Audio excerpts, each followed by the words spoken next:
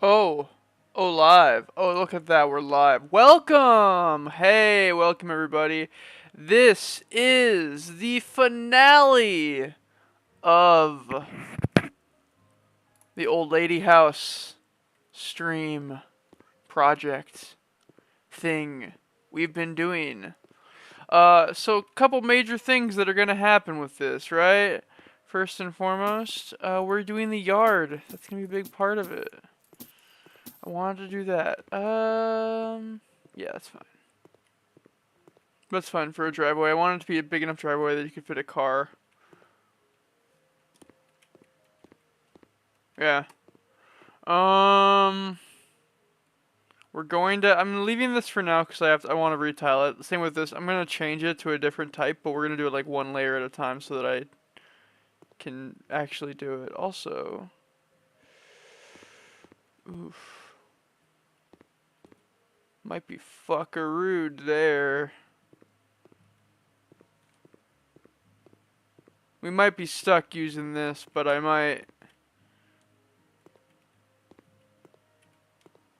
might do something. Well, we'll get there. We'll get there. Anyway, yeah, we're finishing up. We're doing the garden today, the outdoor segment, the outdoor part of the house, since we're done with the mansion itself and we're done with the guest house.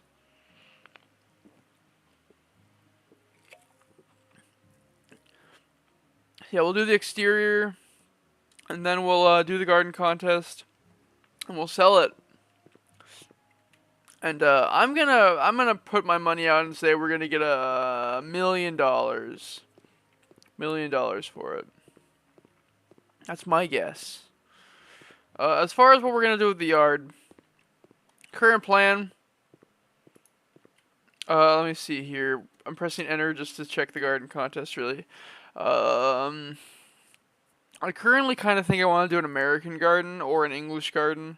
We'll kind of see what kind of comes naturally, but I'm feeling more like the American one.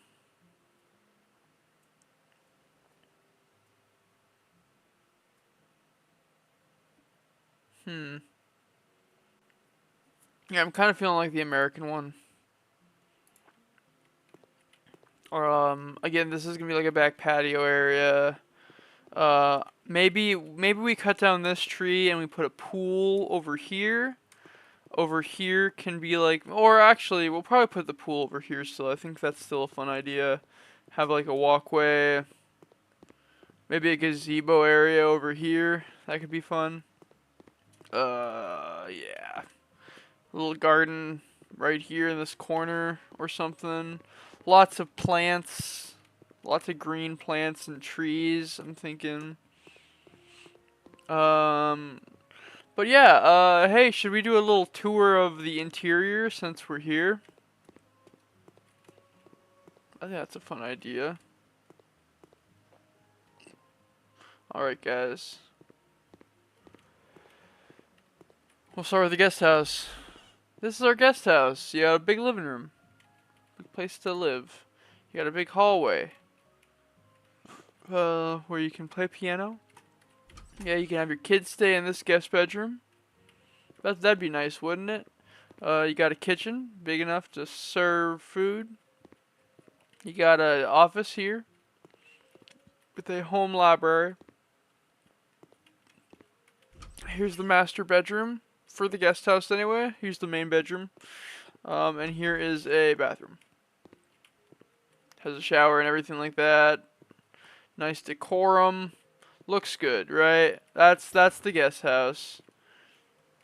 This will be one area we work on. I plan to make nice. Hello, Kate, and welcome. Hey, here's the interior of the main house mansion. We got the kitchen, little weird shaped kitchen, definitely with help working on in mind. You got a dining room. Yes, we're finishing the house up today. We're doing the garden and then we're selling it. I'm hoping to get $2 million for it. That's the goal. Family room.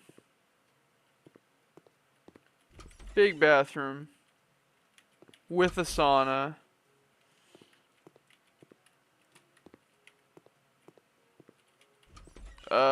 Kid's bedroom. Big bedroom over here. God, 5 billion, that's a little bit up there, I feel like. Maybe in today's economy. Here's the master bedroom.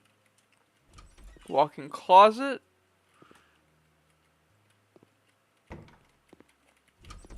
Master bathroom.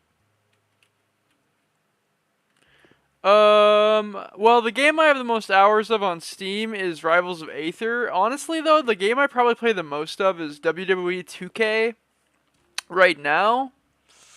I played, like, basically exclusively WWE 2K22 last year. Like, it was probably the only game I actually invested any time in.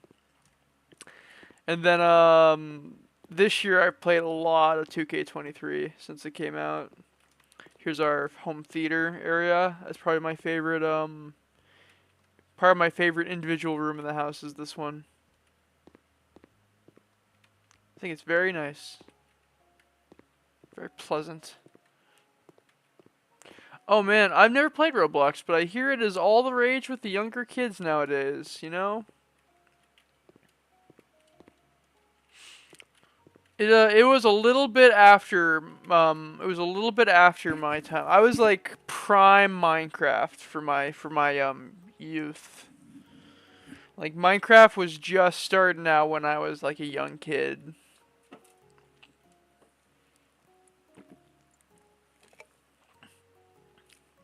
I think I was 12 when Alpha dropped.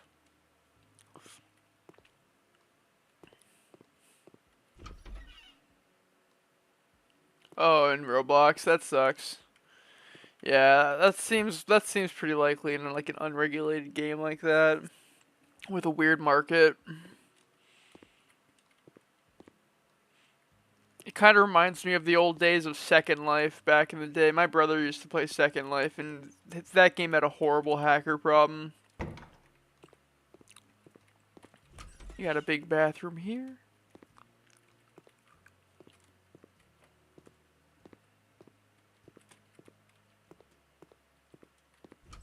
Only second floor bedroom is this one.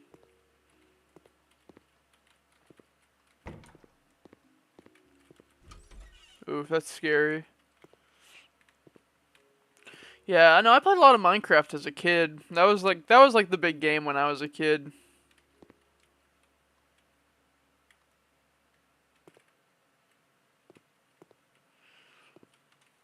There's definitely like a weird cringy population on Minecraft too, like, but it was all the rage when I was a young guy. Now it's like Fortnite and Roblox, and it kind of honestly has made me feel out of touch in a way, cuz I've never been able to get into either of them.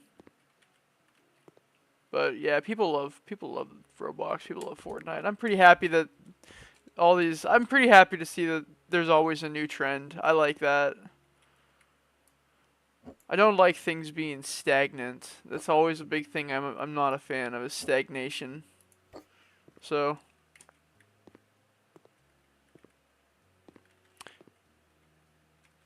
hey, welcome, Goddess K. We're just doing the tour of the finished house right now. Don't worry about missing a stream. I don't take it too personally. Here's the third floor that we did last time. I'm calling this the D&D room, where you'd play D&D, because it has a big 7-seater table. You have, I believe this is bedroom number 5, right here.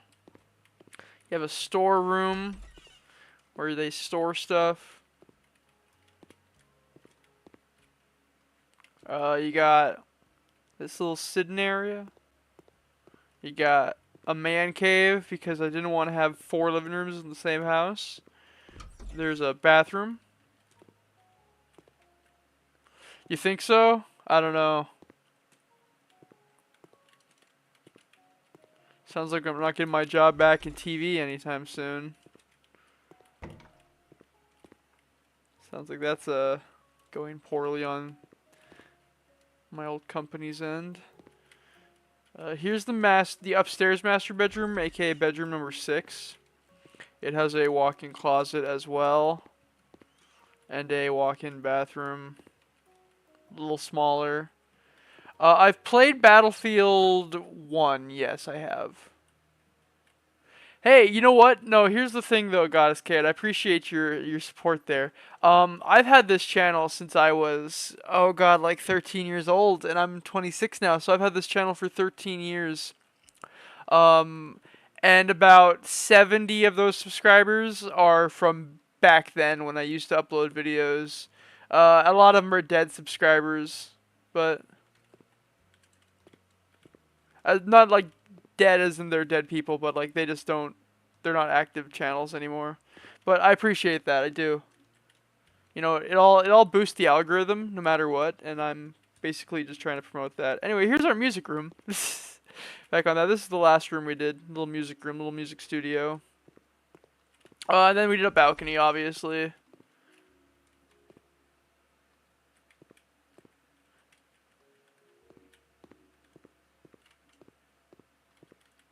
Hey, appreciate it. Appreciate it, everybody. I appreciate all the praise. Also, welcome, Steven. It's an active chat day, yeah. Also, I didn't point it out, but we did this little cool thing, which was it was a fun little trick to do this. I just concealed it back here behind bookshelves, but it was a fun little trick, definitely. And then you got the hidden cat here, which again is concealed behind a bookshelf. That's a good way if you have space you can't use like efficiently, then you do that in this game. You do stuff like that. Be creative. Anyway, now that we've done the tour, we got to get started. You know, we got a lot of work to do. We got a whole huge 768 meter square yard to design. That's pretty goddamn big. I think I'm gonna start out by just in general going crazy on planting trees for now. I'm gonna sort by price.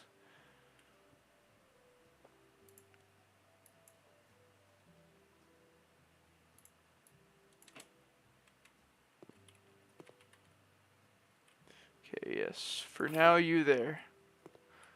There. And there. Okay.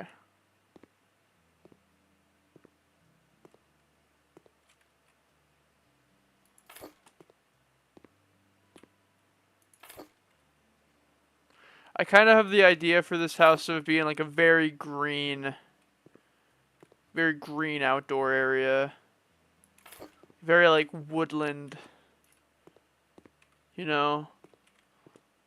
Lots of trees. That kind of vibe going for it.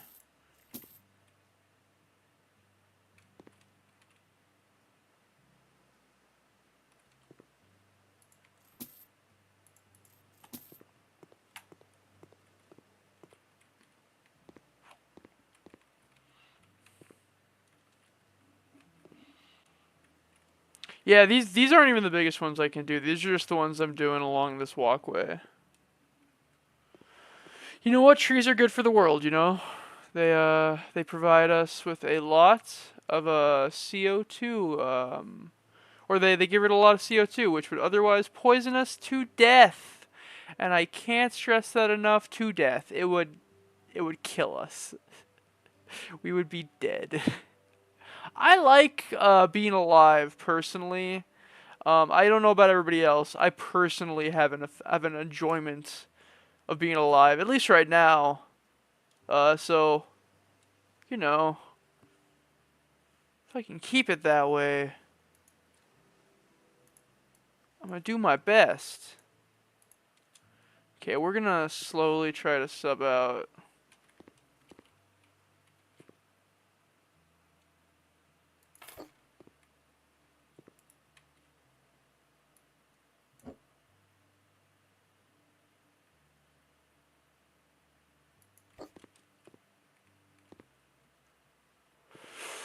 I think we will sub out everything up to there, and that will be the unique surface.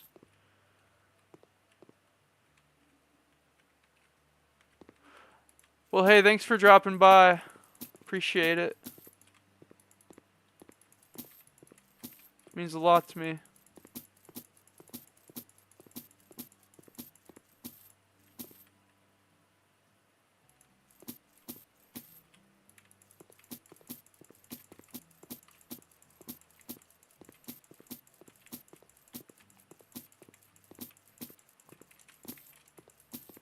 So I have to leave this walkway because these 4 slabs are actually underneath the house.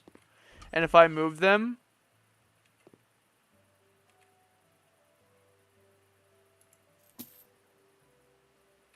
I don't know if I'll be able to place them back down again. Yeah, so I shouldn't have done that. Fuck. Now I have to commit to it.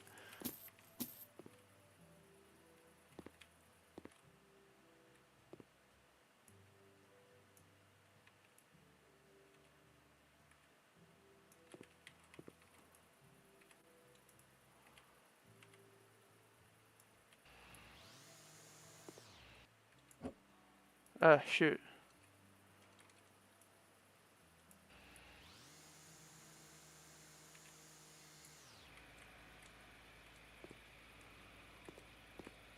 I wonder if deleting and replacing the door will fix it.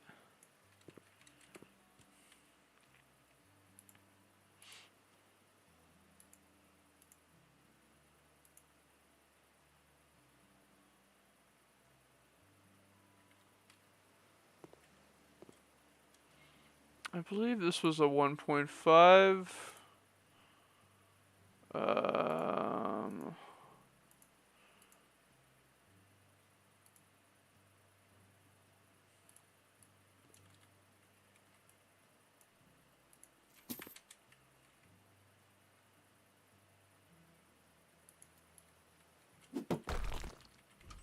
No. Doesn't not affix it. And I can't even put that on top of it. I don't know what's up with that. I don't know why it does that little texture glitch. I'm not a big fan of it. Gotta say. Not a big a fan. No sirree. Okay. Now what I want to do. Also, I don't like that the grass... Oh shoot, I'm doing the wrong color, aren't I? What color is that? Light brown? Oh, I did the light brown.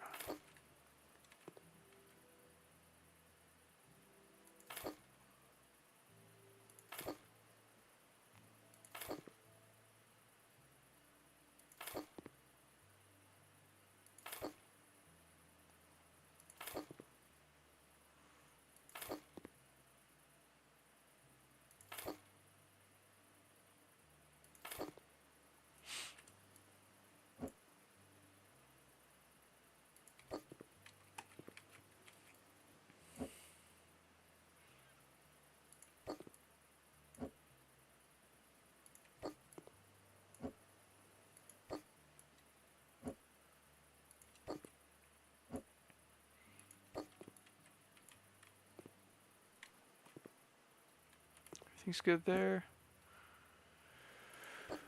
Oof. Okay. Hey Steven, before I go too far into the stream, I want to say shout outs to you for doing that favor for me that I won't say out loud on the internet. But yo, homie, you're clutch, bro. 100%. I appreciate you.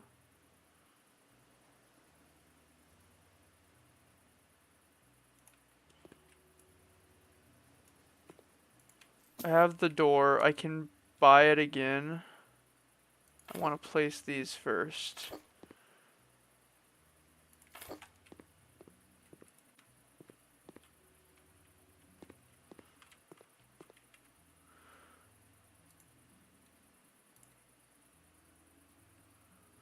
Yeah, if you want, you can. I'm down to hang out. There's a WWE show if you want to watch it with me. I'm gonna watch. It's called Payback. I'm watching it tonight.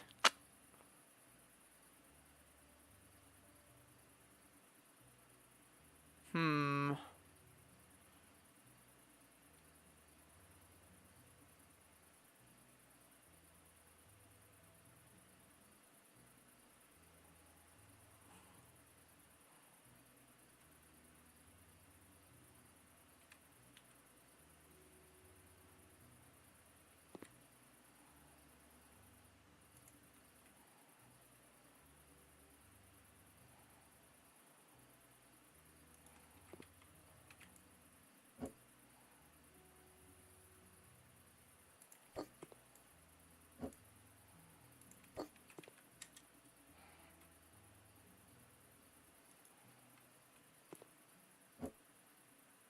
Now it just won't let me put it down? Or is it because I moved the doormat? Shoot. Let me quickly walk around the goddamn house really quick and move that fucking doormat.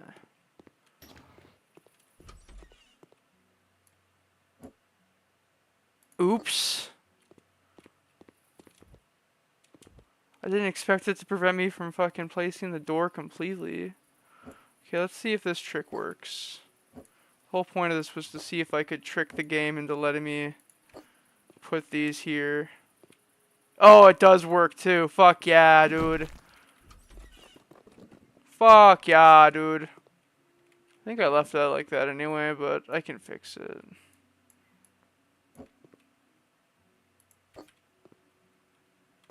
Fuck yeah, dude. Check that out.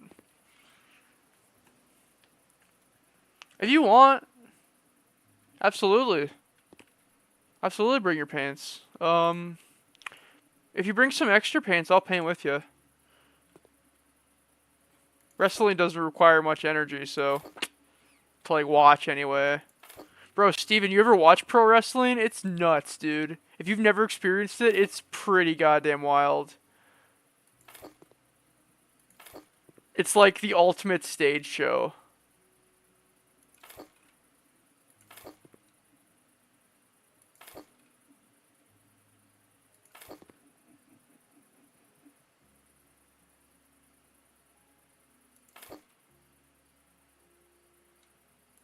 Ah. I know, yeah. No, yeah, if you bring some extra model painting, I have a couple models I wanted to try painting, so. I don't have any paint for my models right now, though. I only have, like, acrylic paint that you're not supposed to use on models because it's not good for them.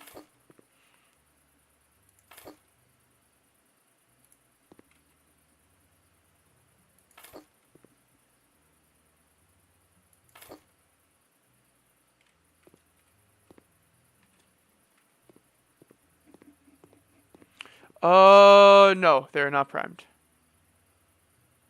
Actually, I think most of my minis I buy come pre-primed, to be fair.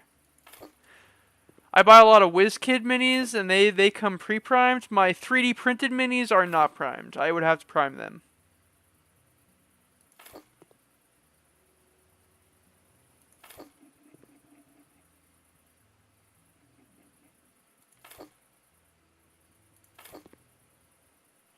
Also, Steven, before every wrestling match, I'm going to point out who the wrestlers are. I'm going to ask you who's going to win without you knowing who they are, and that's going to be the funnest part about the whole thing.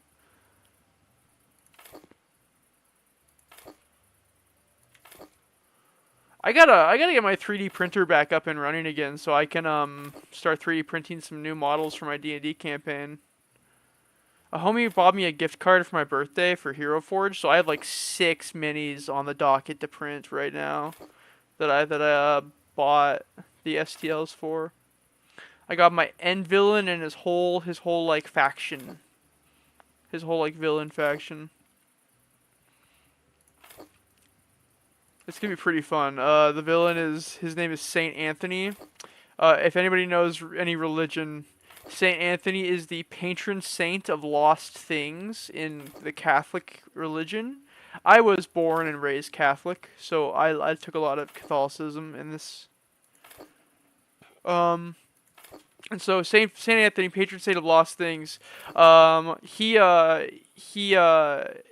controls like everything lost, right? Like he has that ability. He can take things away. He can track things down. Manipulate memory. He's like an all-powerful, almost like eldritch kind of entity, and I'm gonna have him just be an utter menace to the party. Along the way, he's already kind of been a menace. He's taunting them constantly and causing them to have nightmares and stuff. So that's been kind of fun. But his whole dealio is that he wants to he's basically trying to do an infinite Tsukiyomi because all he sees is people suffering, so he wants to stop that.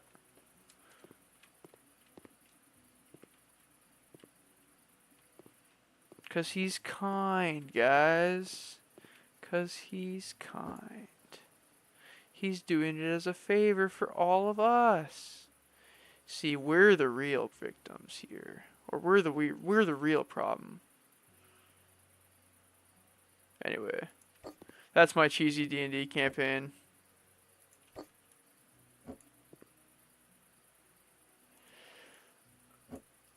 His big deal is that he's gonna like activate a seal. Yeah, he's basically gonna pull an Evangelion, basically. That's actually a really good way to explain it. He's gonna like try to I don't want to say like he's gonna like open up a seal on the moon, and that seal will like trap the spirit of every. I haven't like come up with the exact wording of it yet, but it's gonna be like he like opens up a seal on the moon, and that seal takes away everybody's ability to feel anything. Like you just lose everything. All of your senses fail. And that's his plan. He's just gonna make everybody's senses fail, so they're like practically all vegetables.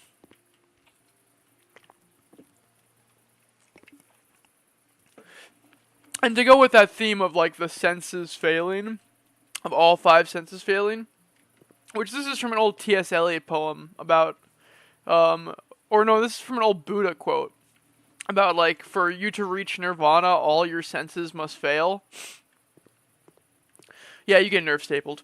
For you to reach nirvana, all your senses must fail. That's what he believes. He believes for people to reach nirvana, they must truly have all their senses fail. And so he does he's gonna open the seal, and then so his faction is these 5 acolytes. Each of the 5 acolytes represents a different sense. You have and they're all named after like an aspect of the sense in some way. So you have the sense of touch, which is represented by the character Skin Blood. His name is literally Skin Blood, and he's like this really sickly looking bandaged Leonin who is very decrepit and prophetic in his speech. And he can just take away anybody's pain. He just makes it so people do not feel pain in his presence. That's kind of his deal. And so people think he's a good guy, but he 100% kills people with that ability. Like he will like attack people and kill them, knowing that they're not gonna feel it. And he's happy about that. He's happy that they don't feel any pain. That's his whole thing, is that yeah, his name is Skin Blood. Then there's the sense of hunger. The sense of hunger I named Aftertaste. I had to come up with like names that were edgy because they're villains, but I wanted them to be cool sounding still. So like there's edgy, or there's Aftertaste, and he's hunger, or taste specifically. The idea is that like after the good taste comes the bad taste, and he's the bad taste. As cheesy as that sounds. He can like he's a flesh him out. He's Akira from the end, or he's the end of the movie Akira, the giant flesh blob. You know, he's that. That's his thing. He can amass. He's basically a big conglomerated mass of flesh and shit. An edgelordness. He's big old assimilation machine. That's the word I was trying to think of, was assimilation. Yeah, he's the big old assimilation machine. You get assimilated by him, and he can turn himself into you, like make himself look like you. He can transfer his core around to different bodies, clone himself. I didn't want his name to be so edgy that it was ominous. Ravenous was a name I did think about, though. Like, I did think about that.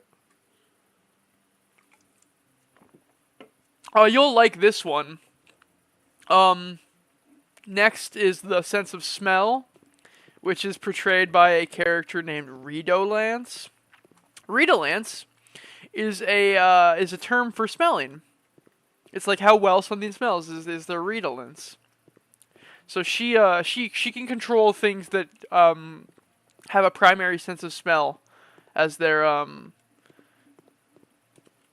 like way of yeah, she can control people's like she can control things like wolves and like stuff that use smell as their primary sense. That's her deal.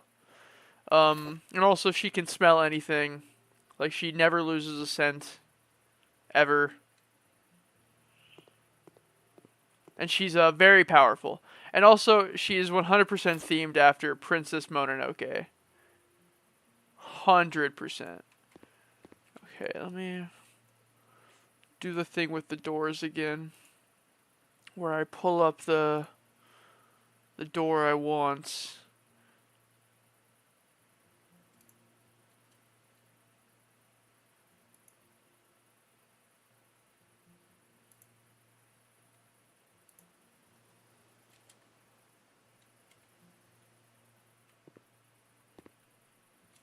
That one's too big though. Is it this one?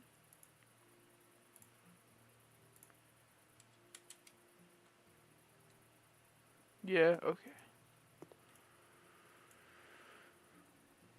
Yeah, I agree. Redolence was the perfect name. So there's Redolence, Aftertaste, and Skin Blood.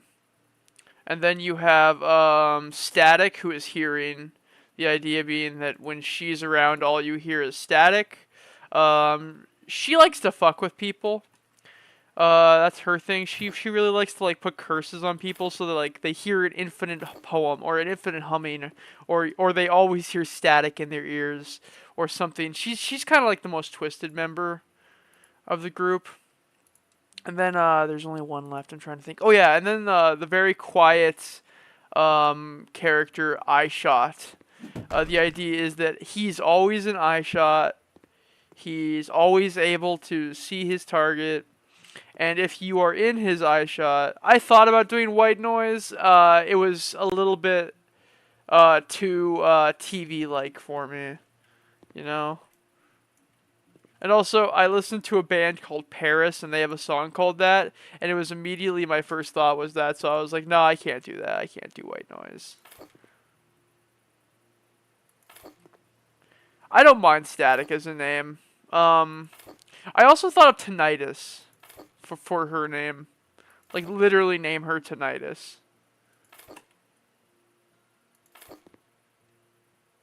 But I think Static works fine as far as the name goes. I don't want to overthink their names, really, because they're mostly just side villains for the main character. The only one who really matters is St. Anthony. The other five are just there to be villains who have, like, occasional appearances. Except for Skin Blood. Skin Blood is a menace, and I plan on using him frequently. And without mercy. Especially since his primary ability that I gave him as I homebrewed him was that he can negate damage. Like, and let me explain what that means. If you take damage from him, if you take damage from Skin Blood, he can make it so you don't feel it. You still take the damage, you don't feel the damage. So you don't know how hurt you've become. Let's say you have 20, let's say you get blasted with like 10 blasts of Eldritch Blast from him, because that's his primary attack is Eldritch Blast. Let's say you get blasted like by like 8 Eldritch Blasts, and he deals like 70 damage to you. You don't feel any of it, you don't know you've taken that damage. He hits you again for another 70 damage, now you're unconscious and you have no idea why. That's his whole primary ability. That's the whole thing about him, is that he's gonna negate damage.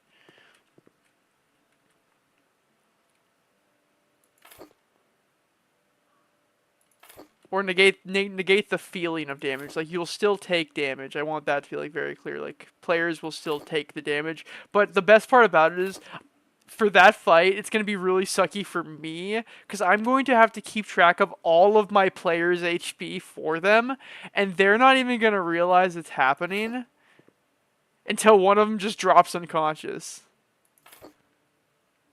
I did tell them, I did give them like a warning like early on in the campaign that this mechanic existed.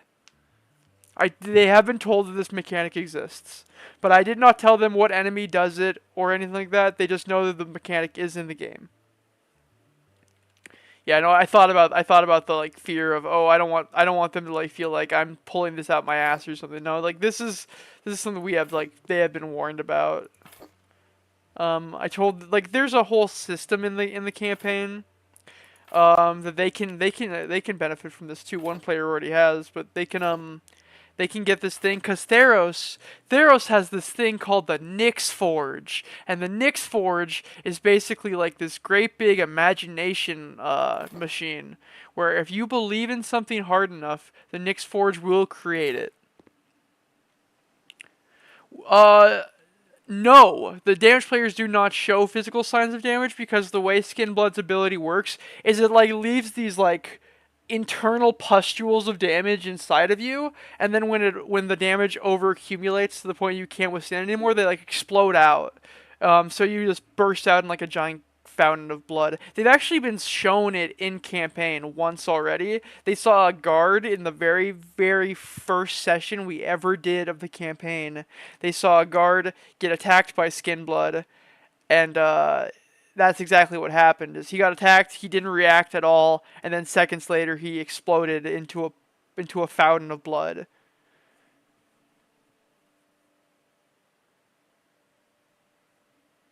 So it's a mechanic they have been hinted at too. But yeah, the Nyx Forge is this thing. It's like this giant fountain of imagination that exists in Theros, where if you can imagine something, the Nyx Forge can theoretically make it. Um, and so like I've given like a concept in the world called like, well, some people have believed in themselves so much that they've been granted something called a blessing of Nyx that has given them like special abilities. So one character's blessing of Nyx gives him the ability to control insects. It's like an extreme degree, like swarms and swarms of insects, more than a person would ever want around them. Um, One person's blessing of Nyx let them create a pocket dimension so that they could enact justice on people privately. They could punish people privately. These are the bosses they've already fought. Specifically, the I don't want to say it too many, but um, I don't know, man. That's a tough one. That's a tough one.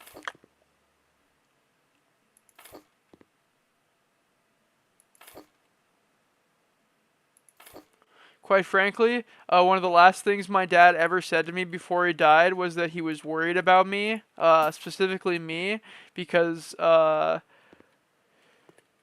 because of how I am, and that fucking haunts me to this day, and it has haunted me ever since he said it.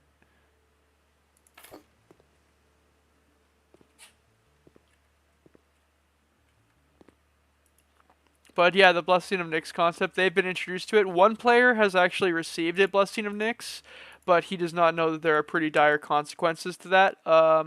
He made a deal with a demon named Halos, who he was not aware he stole the book belonging or that formerly belonged to Halos, called I named it the Necronomicon because it's literally just the Necronomicon, but goofy. That's the whole joke. It's the Necronomicon, but goofy.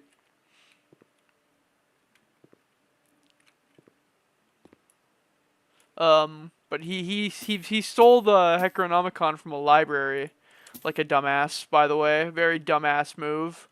Don't steal ancient tomes from libraries.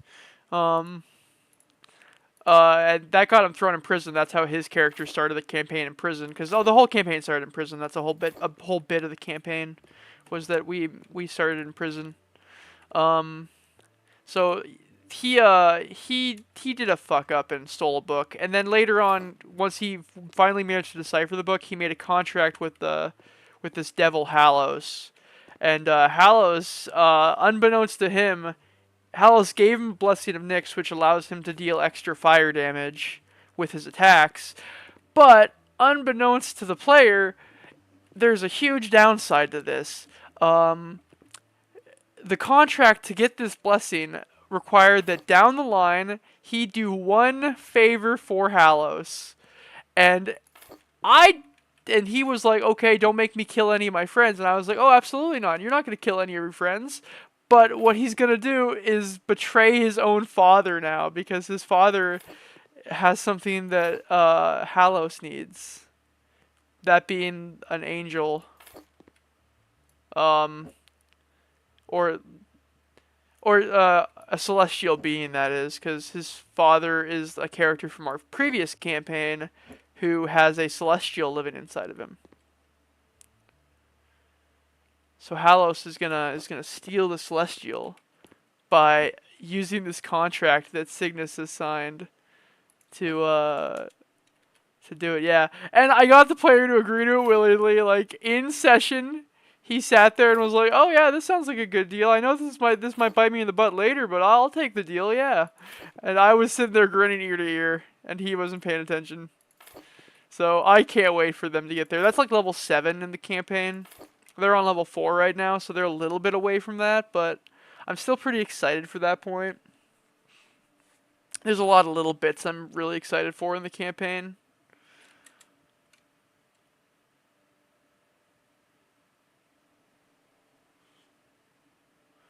I'm pretty excited for the level 4 part they're getting to right now, actually, because they're about to fight this guy named Sylvis, who is a homebrewed character who is the leader of like the secret service of the government, and he's trying to arrest them for escaping prison. And he's a werewolf, and nobody knows that, so they're gonna attack him, and he's not gonna take any damage because they're not gonna attack him using non-magic weapons, or they're not gonna attack him using magic weapons at first. They're gonna attack him using their normal swords and shields. So he's gonna get him. He's gonna get him with the good old sneaky werewolf. I'm pretty excited about doing the sneaky werewolf.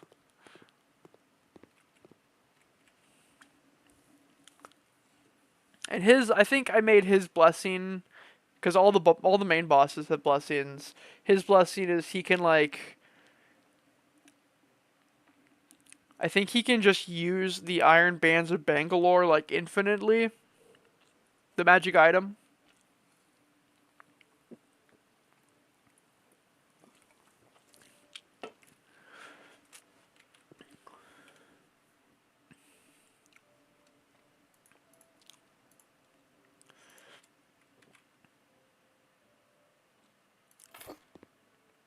I just started hinting at that boss fight last session.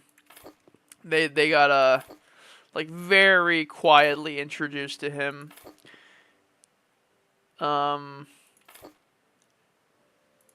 Because he was like watching them from a crowd, and they don't really know what's going on with it yet. I do think they are worried though, because I feel like my players are never not worried with me anymore because I only pull shenanigans on them. I only pull out the craziest bullshit on them and cause them stress. Which is one of the reasons why I think most of them like playing with me, is because they always know they're gonna go on a crazy adventure and have some like crazy fight. Last campaign they fought psychic T-Rexes on 3 separate occasions, which I gotta tell you, I'm very proud of that achievement of having 3 psychic T-Rex fights.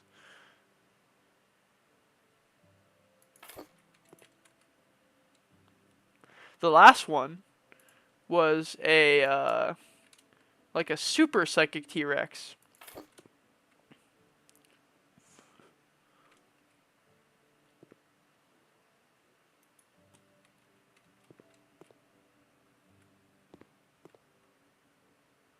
How what?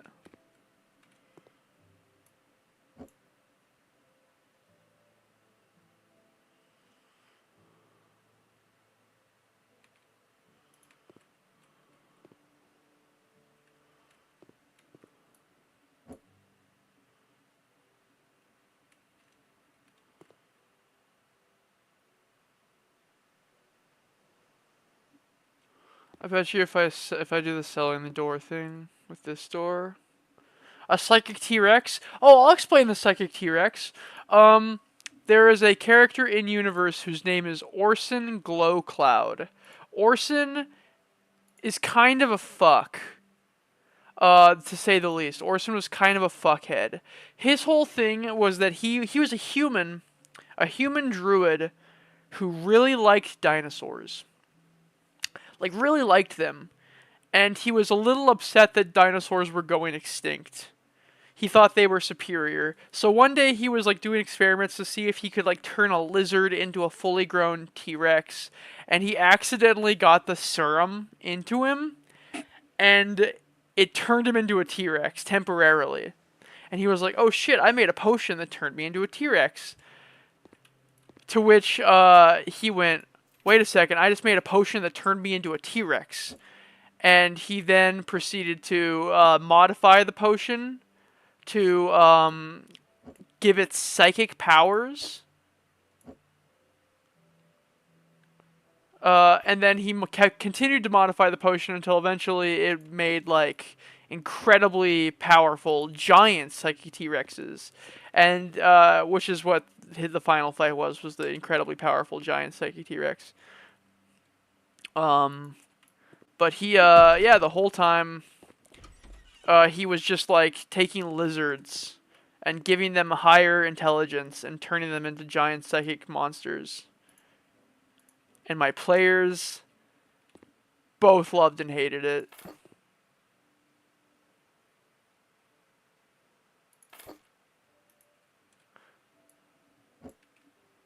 Yeah, he oh, and the best part was like he died. He died at the end of the campaign.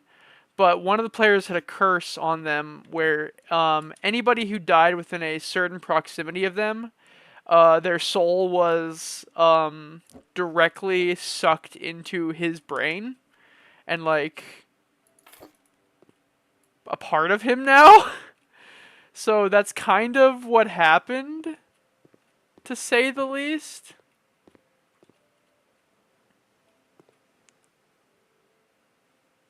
Is he ended up getting sucked into that player's skull, and canonically now he is the thing that keeps his warlock focus powered, because the original thing, he was literally the lizard wizard. That was kind of that was part of the bit. Yeah. But originally the whole bit with him was that he was gonna or because originally the weapon that my the Paladin used, that was also his warlock focus, was a mace that had the soul of a cleric named Dag in it. Canonically, Dag was my first D&D character, by the way, so that's a fun little tidbit. But it had the spirit of a cleric named Dag in it, and Dag made a deal with Regulus, the character, to eventually remove his soul from the dag or from the mace in exchange for all the help that he's granted along the way, because Dag's soul had done a lot to help. And also Dag's soul was the only good soul in the mace. So Regulus was like, "Yo, I'll save Dag." Which, by the way, he eventually did bring Dag back post campaign. And so now the only soul in the mace is Orson, because Orson got sucked up by the mace. It's pretty fucking funny. But anyway, the legacy of that is that now the organization that Orson was the leader of has found the blueprints to his T-Rex plan, has modified it to all of their favorite dinosaurs, because they all like dinosaurs too, because who doesn't like dinosaurs? And now they've modified it to not only more suit themselves, but also to diversify it. So now you have, I call it the Jurassic Shock faction. The Jurassic Shock faction. And they are led by, I forgot what I named the leader. I want to say it's like, his name was like Gigant or something, who turns into a Gigantosaurus, who breathes fire, a fire-breathing Gigantosaurus. And then there's one that is the giant clawed dinosaur, and it's like a necrotic one. And then there's a Pachycephalosaurus that like does force damage. You know, like destroys structures like immediately upon like looking at them, basically. So yeah, it's all been like way too thought out. There's like 10 members to that faction. I want to say there's like a lightning or thunder triceratops. Also, his name was Dag Luckleaf. He was a priest of Timora, and he was my first D&D character, and he died in the dumbest fucking way I will never fucking get over how dumb his death was, if you ask me. He got killed by a giant constrictor snake, and then we spent all the money to bring him back to life, only for my DM to immediately throw us in a fight against the basilisk, who immediately petrified me and killed me. And like, I wasn't petrified dead, right? I was still alive while I was petrified.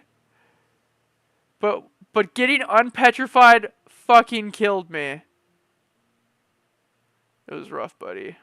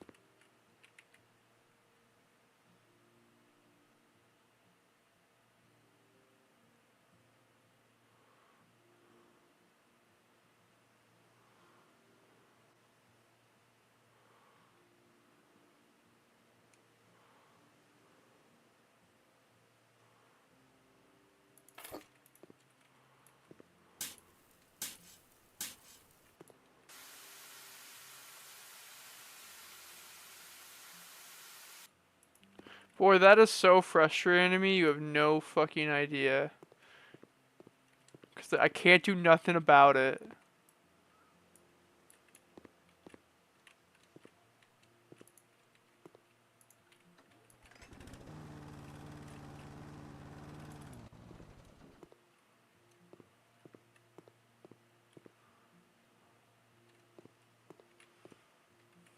It literally won't let me move the pool any farther.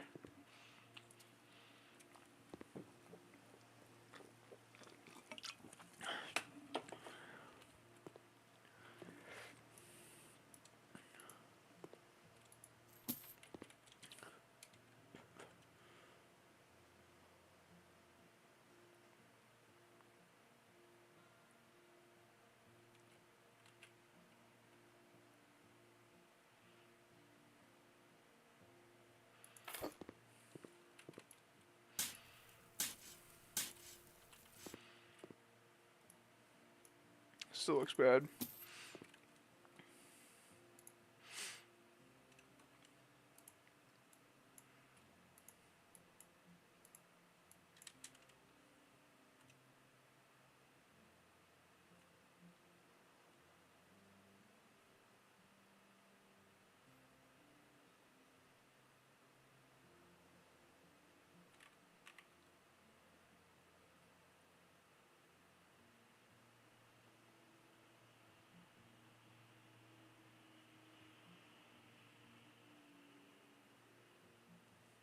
Right there, maybe?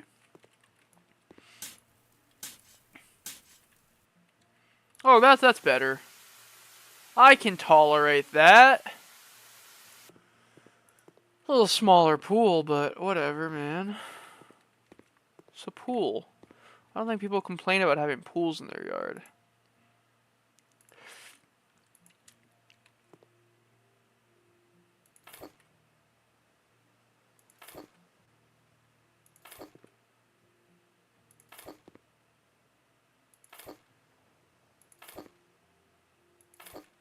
I mean, I guess some people are tools. They probably do.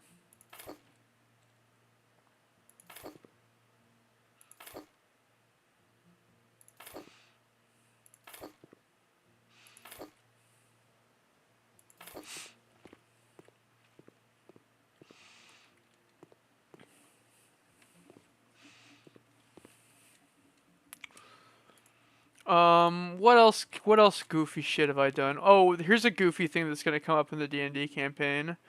They're gonna fight a character, or I hope they do. I hope they do the side quest. It's optional, but they're gonna fight a character whose name is Jonathonius Rambonius, and it's obviously just Jonathan Rambo, right? Like that's obviously what the name is an homage to.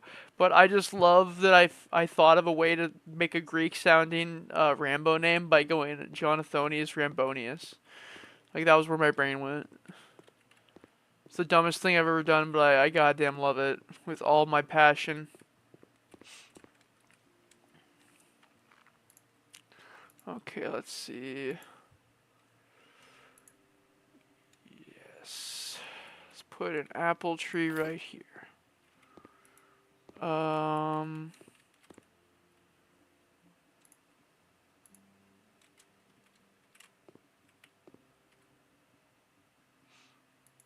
I do just want a lot of trees and bushes and stuff.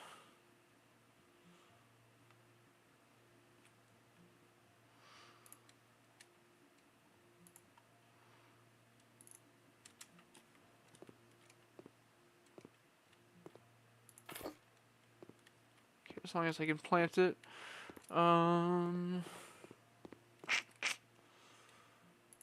Let's see. There's a plum, right? Put this bad boy like right there.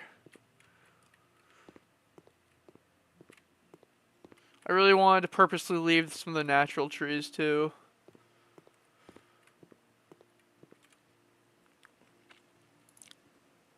And then we want to go to leaf plants. Because we want the irregular tree.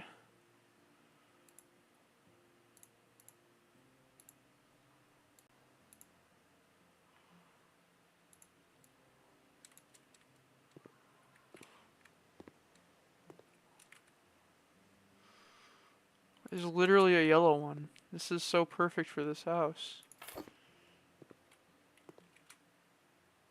Like, y'all, it's crazy.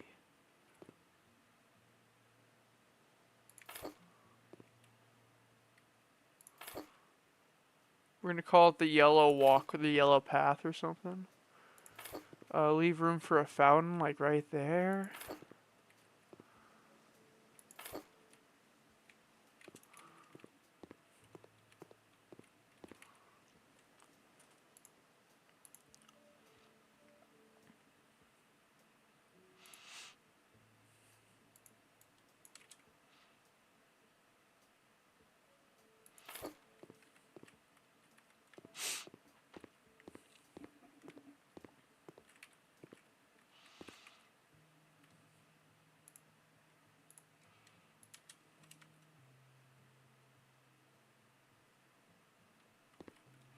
Let's see.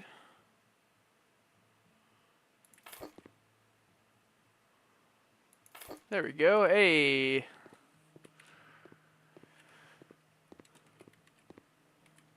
It's a good walkway. Low key, that's a good walkway. I do kind of feel like I should have put a window here, but I do like that I don't have a window there because it allowed me to put that big closet there.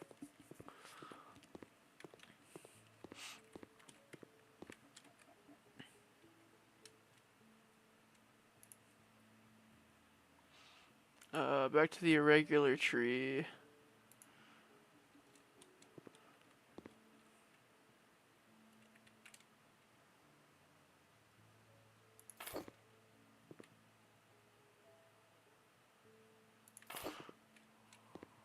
I'm gonna put a couple of these just out front because they do just match the house, like literally in every aspect. Goddamn,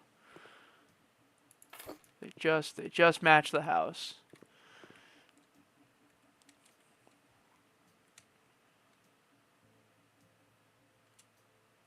Sorry.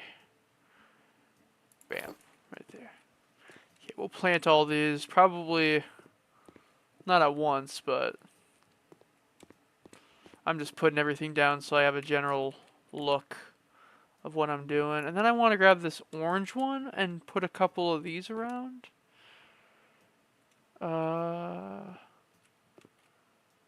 Because, yeah, they also would go with the house.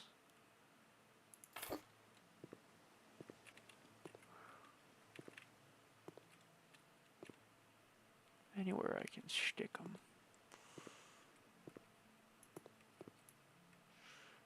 If I didn't give myself enough room here, I need to make sure I give myself enough room here.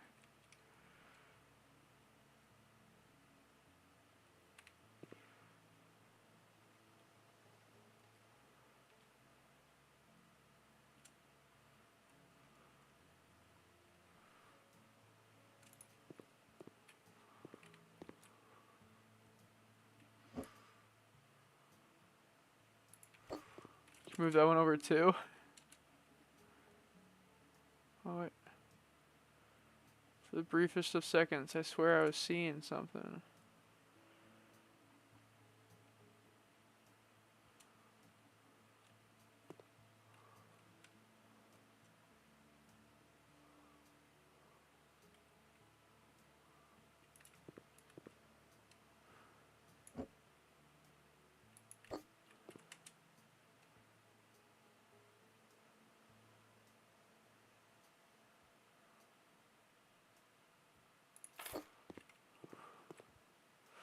Okay.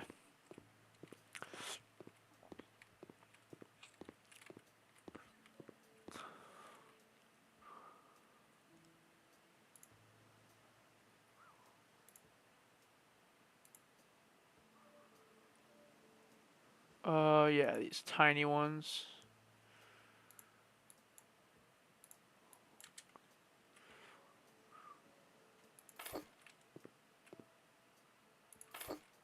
Not gonna disrupt any of these guys.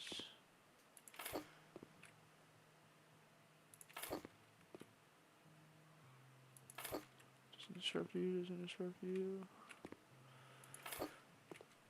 Disrupt. Disrupt.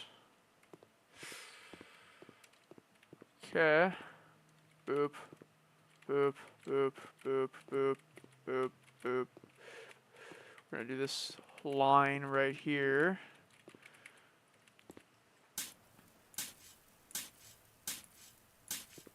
Oh, those guys are twofers. Good to know.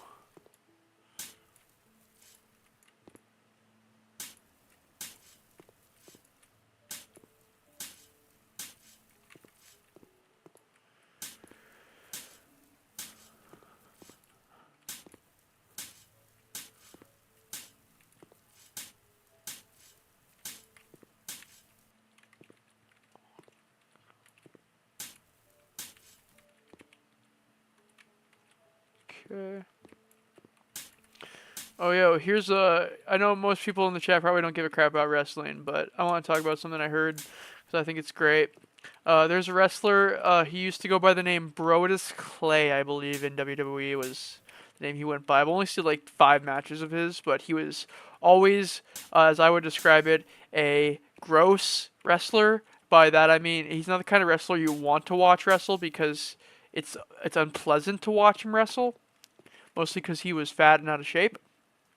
But Brodus Clay, now going recently in recent years by Tyrus, recently was forced to retire after losing to, I think, one of the most hated wrestlers of all time, EC3. And it's hilarious because now people are like yeah, EC3, thank you for getting Tyrus kicked out. It's like great. It's great. I don't even care about it, but I think it's hilarious. Also, welcome back, Goddess K. We are just doing yard stuff still. Planting trees.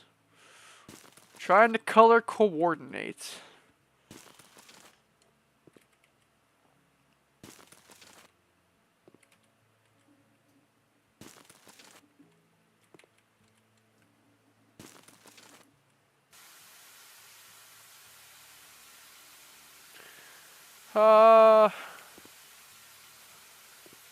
Everything must be brightened.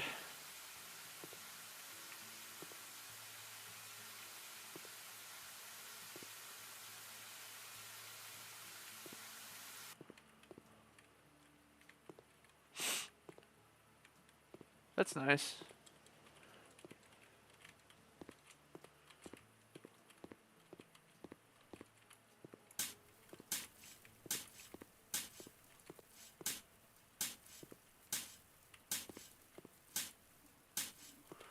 I think so. I think it looks great. I'm pretty excited for the end result here.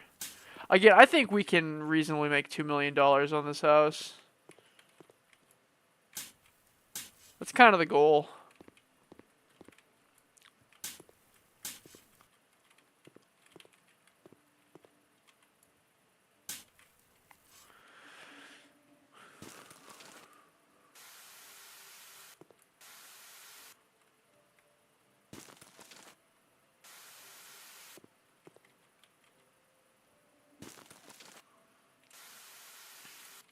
I mean, it's not like I need the money, but I would like to. It'd be nice to get to a point in the game where I could just buy every house and not have to worry about money anymore, but I do also have to acknowledge that I'm like spending 16 hours on each house, so it's not like I'm going to run out of content anytime soon, you know? Like, we're 14 and a half hours into this house. It's been going pretty crazy. Hello?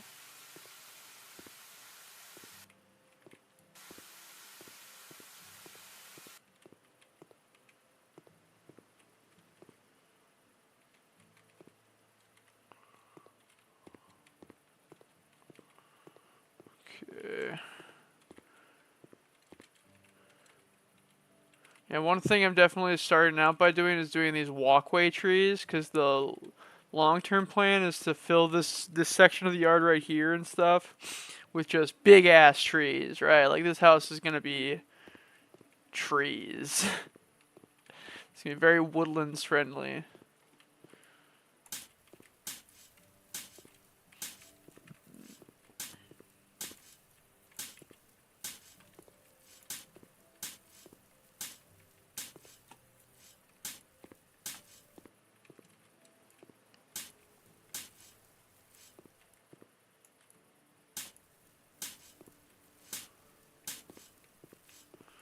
I'm so glad I learned how to click cancel in this game.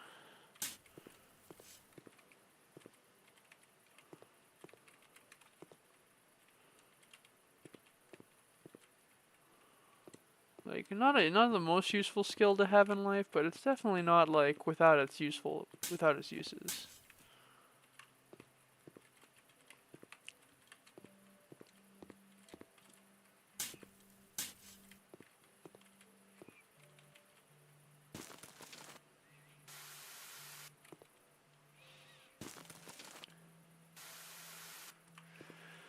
Whew. The yard's kind of crazy when you think about it, because in the grand scheme of things, we're just doing one really, really big room. And it just kind of goes to show you that it doesn't really matter how big or like how many rooms you're doing, it's the size of the space that actually takes time. Because we're gonna spend a whole stream on just this goddamn part of the project, right? We're already an hour into it, and we've only planted a few trees and done some sidewalks. To be fair, we've done all the walkways as far as we need them. Right now, anyway. I'm gonna do some more stuff, but...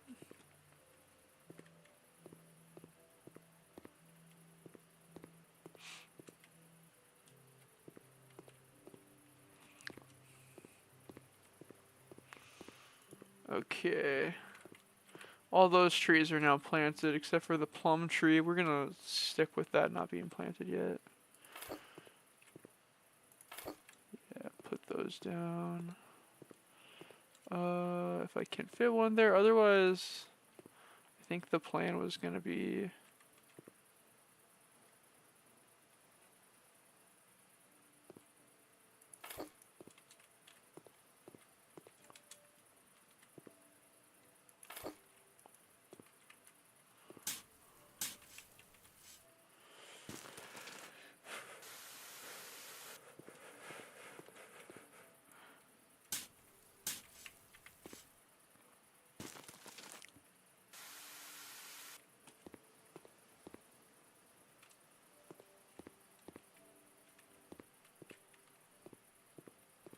Cool.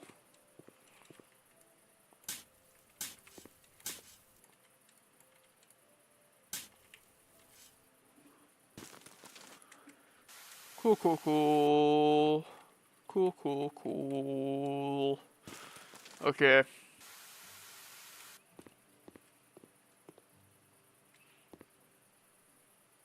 That's a fun walkway. It really goes to show you why this is the guest house, too, because it's kind of concealed. Right? Like, the tree's kind of concealed. That's kind of the point, right? Like, the main house is this. This is a little side thing. Off to the side. It's not important in the grand scheme. Let's see. Leaf plants. Let's throw in...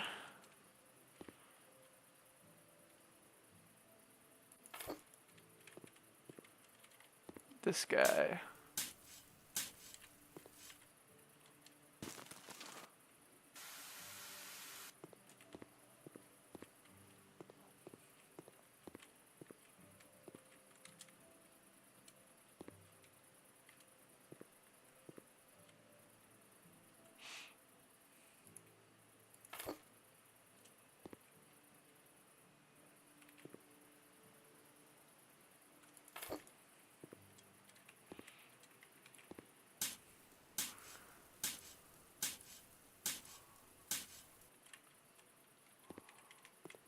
Okay. Just gonna make sure I'm in a spot where I can get out. Because I don't want to get stuck.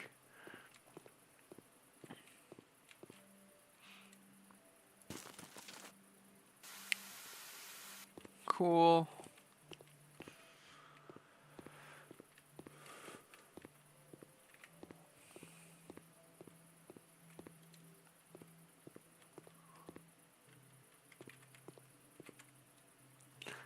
One thing I wanted to do was, let's go to needle plants. They have like these guys.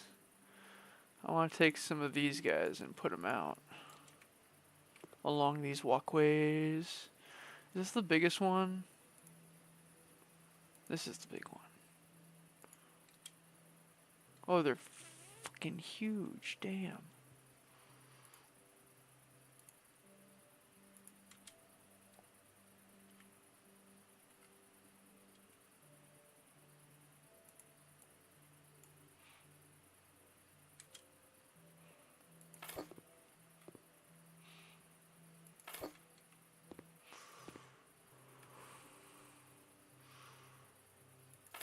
Put in plants.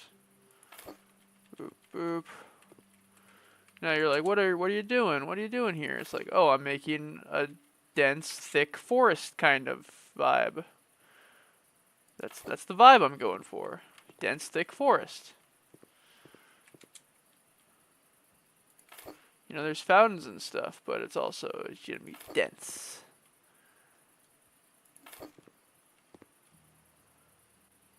Lots of plants. Lots of plants. This is not gonna be for people who don't fucks with plants, you know? You gotta fucks with plants to fucks with this house.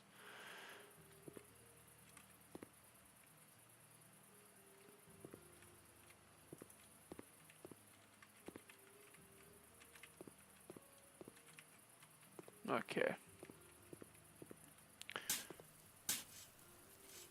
Yeah.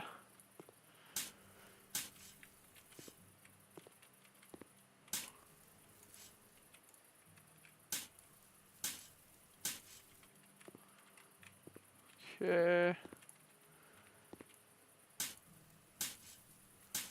Also, hey, here's another funny wrestling tidbit most people probably don't care about. I love that there's more drama with CM Punk. I think it is hilarious that CM Punk cannot keep himself out of trouble. It is weirdly the funniest thing in wrestling history that CM Punk, who is undoubtedly one of the most talented wrestlers, just cannot keep his nose clean. He cannot keep himself from getting into fights with people. Whether it be management, whether it be other wrestlers, he just cannot get along with people. Dude is just unlikable. I love it.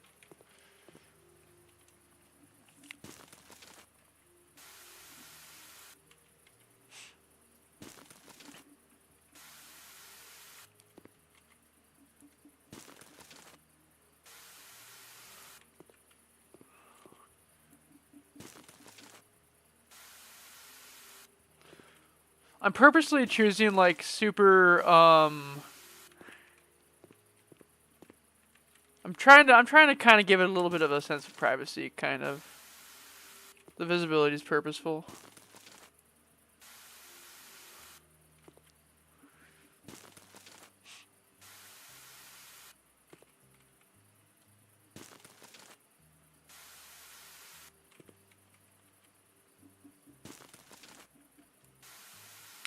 Oh, you know what? I just realized I gotta fucking. I don't like this about OBS, but it defaults your chat to top chat instead of live chat. So I definitely miss chats.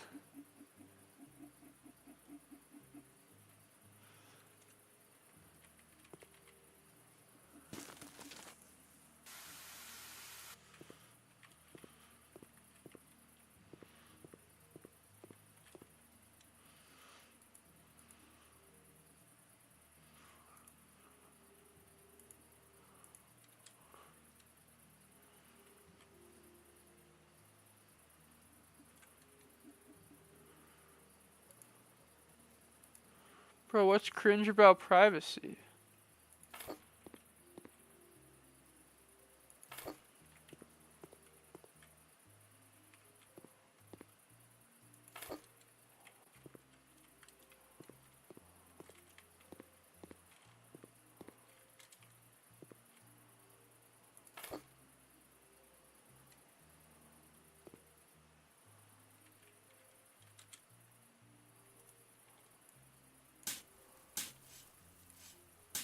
For some reason, this is a 3.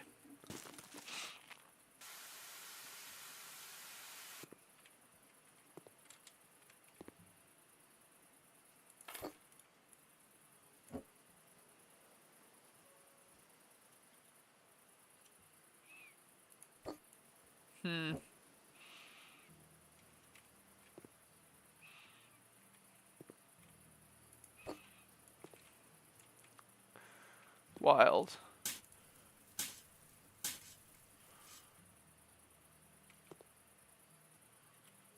There we go.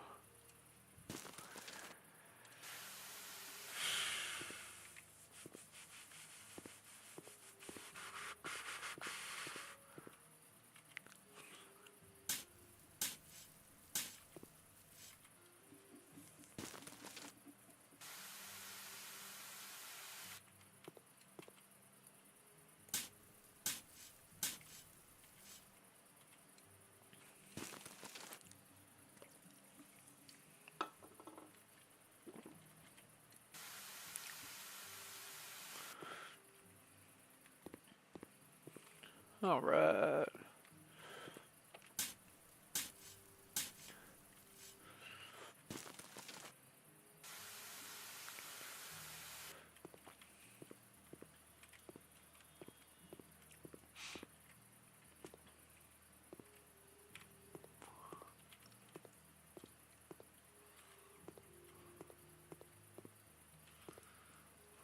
All right. Here's what I'm thinking. Here's what I'm thinking next. I'm thinking we grab a couple of these guys. Just grab this one, yeah. One right there. One right there. One right there. One right there. One right there. Put one right there. Let's put one right there. And yeah, wherever it'll let me right here.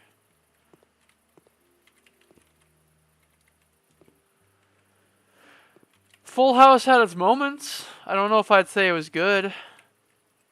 I definitely think Full House had its moments. There was one episode of Full House that I think has a very clever joke in it, where throughout the show, they constantly make fun of Pat Sajak's nose. Or not Pat Sajak, I forget the guy's name. He plays the main character, Danny Tanner. They make fun of his nose, because he has a long nose. The actor has a long nose.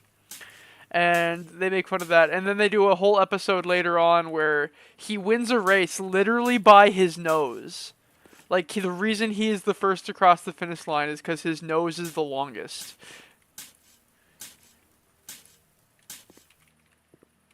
And it's a good joke because it's not played off because of like a stereotype or because of one thing or another. It's played off because the actor actually had a long nose and it was funny.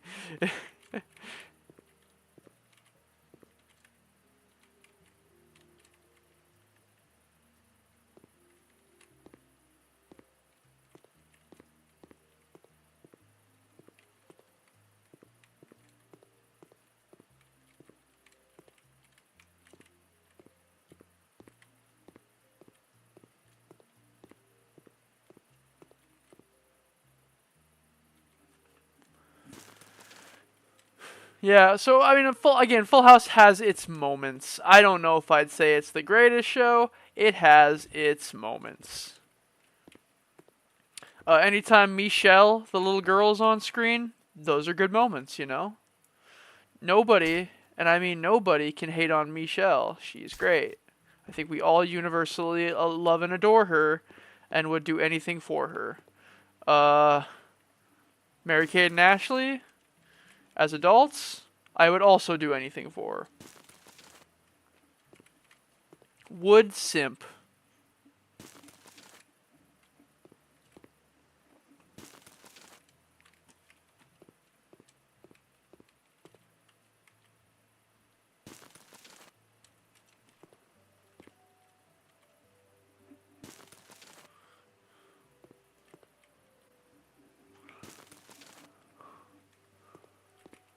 Oh, lol. Everywhere you look, everywhere there's a heart of somebody who needs you. Everywhere you look, everywhere's a place. Oh, dude, I love that song. When you're lost out there and you're all alone, the light is waiting to carry you home. Yeah, that song's a banger.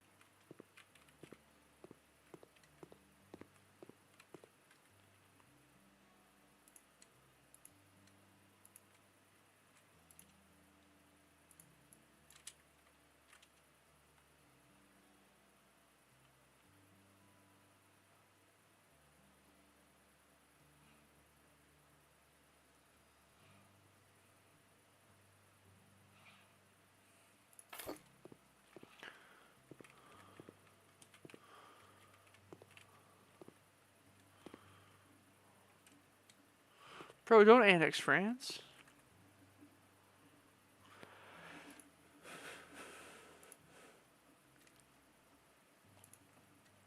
No, I don't hate. I'm a firm believer that Full House, had its moments.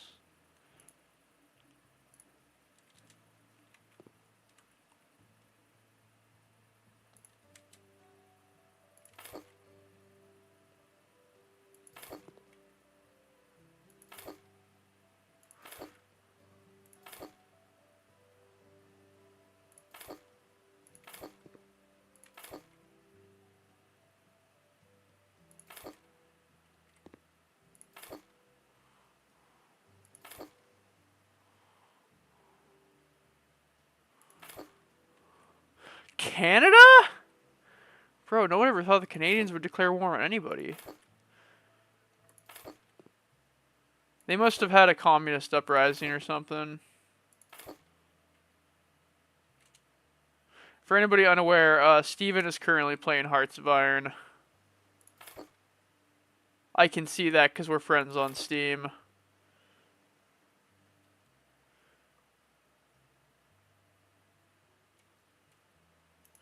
I hope you're not going to be so burned out of playing Hearts of Iron that you're not going to have the energy to, paint later.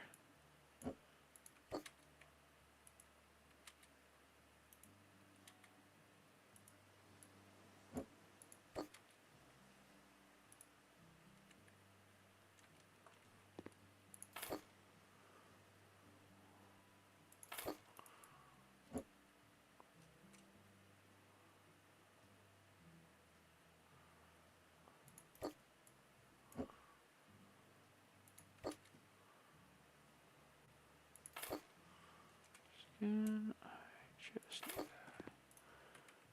go, and then we just gotta sell these.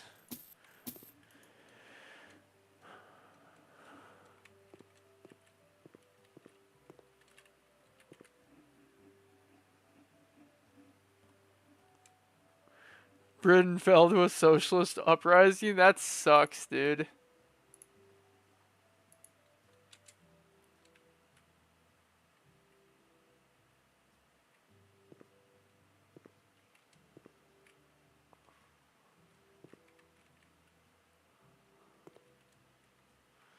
One of the best parts about like knowing history is knowing that actually, yeah, that kind of is true. Britain almost did fall to a socialist uprising during World War II. A lot of civil unrest about that.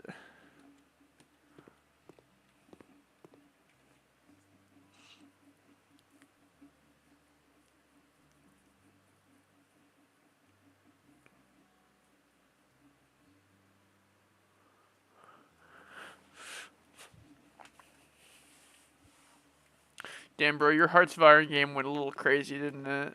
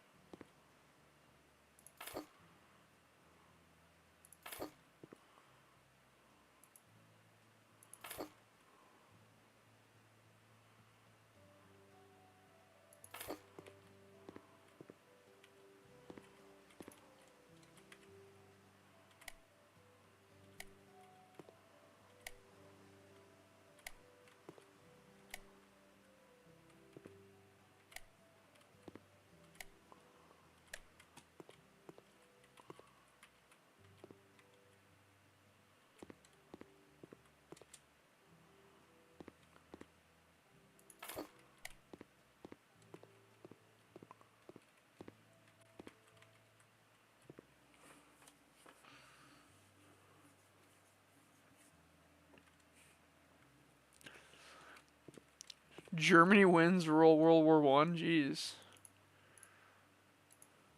I don't want to. I would rather. I mean, there's some theories, right? Like, there's like theories that like if they never lost World War One, then we would have never like gotten into the war in the first place.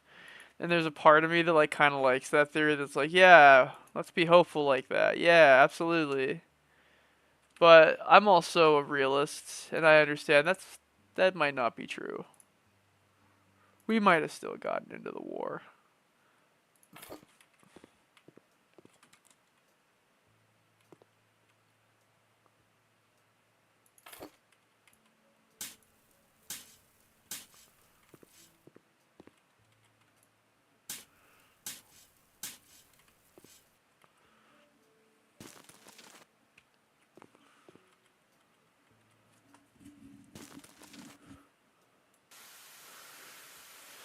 A lot of people forget that the only reason the Russians were on our side is because Hitler betrayed them.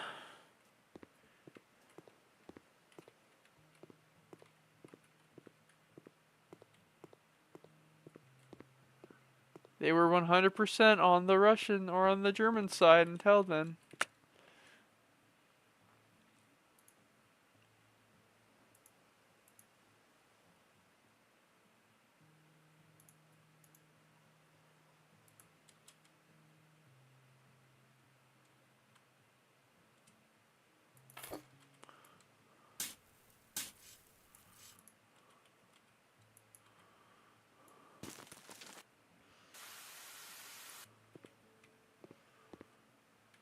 Oh, I mean, absolutely. There's like documents that you can go back and read, I'm pretty sure, that are like from Stalin directly saying, like, yeah, this is a temporary thing. Like, the second I get an opportunity to, I'm backstabbing this weirdo. And like, it was pretty obvious from the start that they didn't like nor trust each other.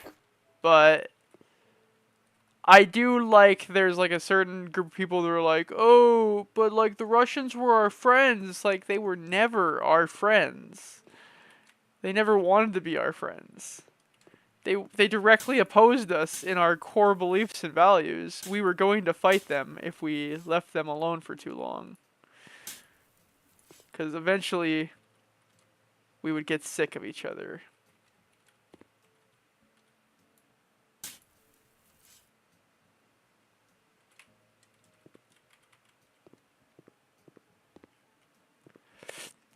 I also love that history has like propagandized the war so much that we refuse to acknowledge how much of an effect Russia had on the war, to the point where like people believe that we won the war like because of America, but really it's because Russia was so brutally destroying Germany from the other side of the war. We were doing our part. I don't want that to be like discounted. Like Americans were doing their part and like the British were doing their part, but Russians barreling through the back country of Germany as they were making ground on the Germans, that 100% ended the war earlier than it should have.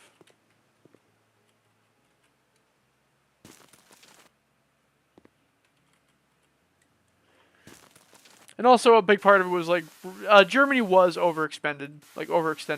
They were fighting a war on like what, three fronts, and like what they say, the second you're like over two fronts, you're doomed or something like that. They say like there's no way to fight three fronts at the same time without your armies just collapsing in on themselves.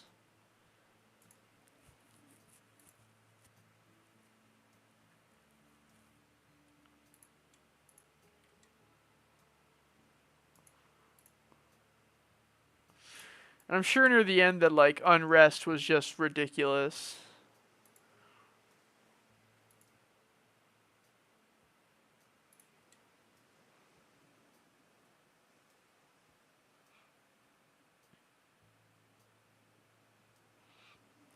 I am a firm believer that if we didn't win the war the way we did, that the nukes would have been dropped in Europe. If we hadn't won the war when we did, I'm 90% certain they would have just gone like way too far.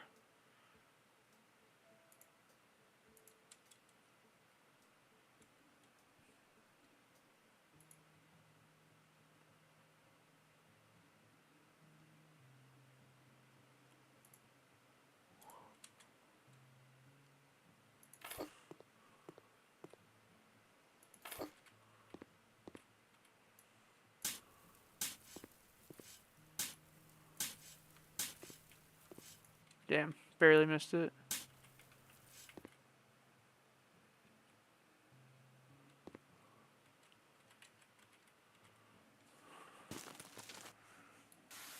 Oh, your German commanders were awful too.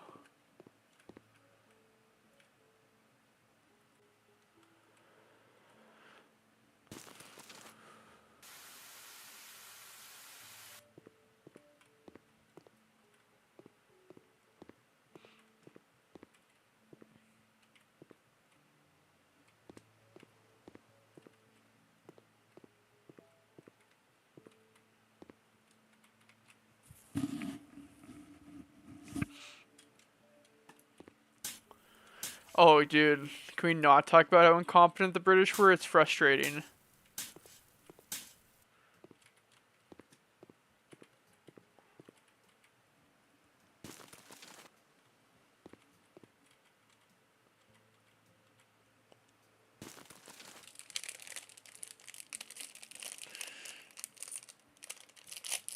I'm gonna have to go back to Costco and get more of this fucking Pocky. It was a great buy.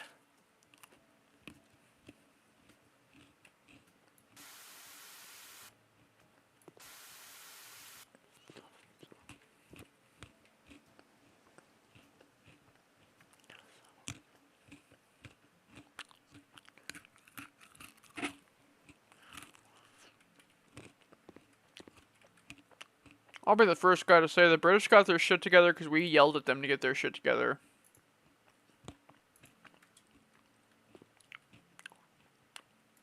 We went out there and said, listen here, jackasses. They're literally bombing your hometowns.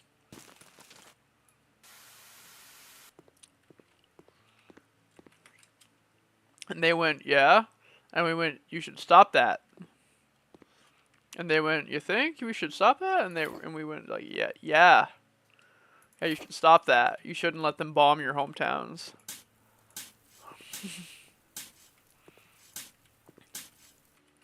And also, you should raid this beach. This beach is a good beach to raid.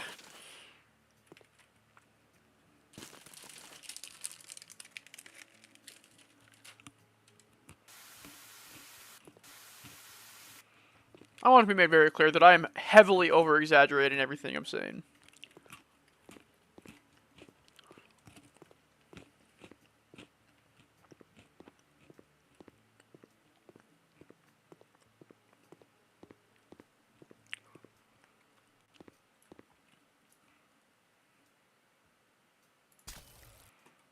Honestly, it would look better just with the gap. Yeah.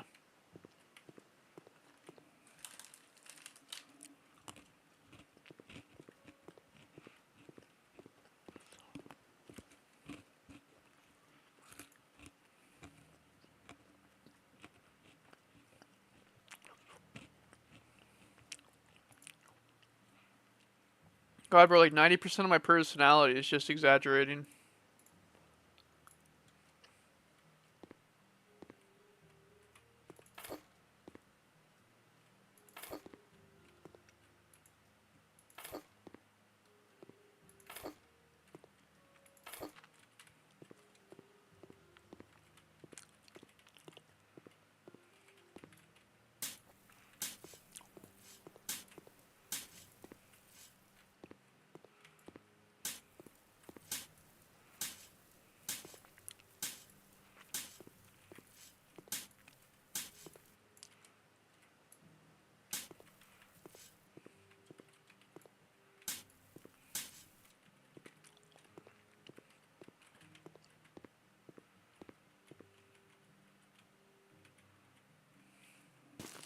Let's see.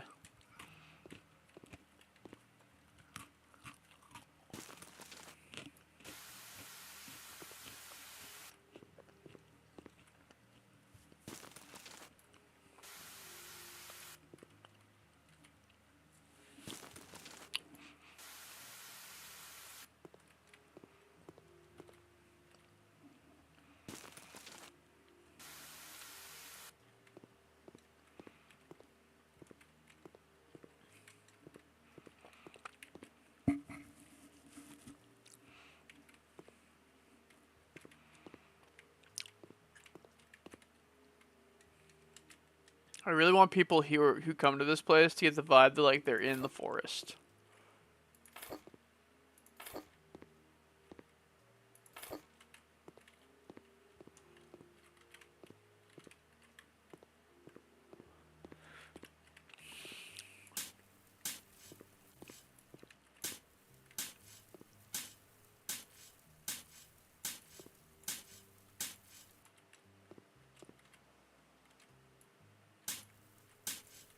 Nice.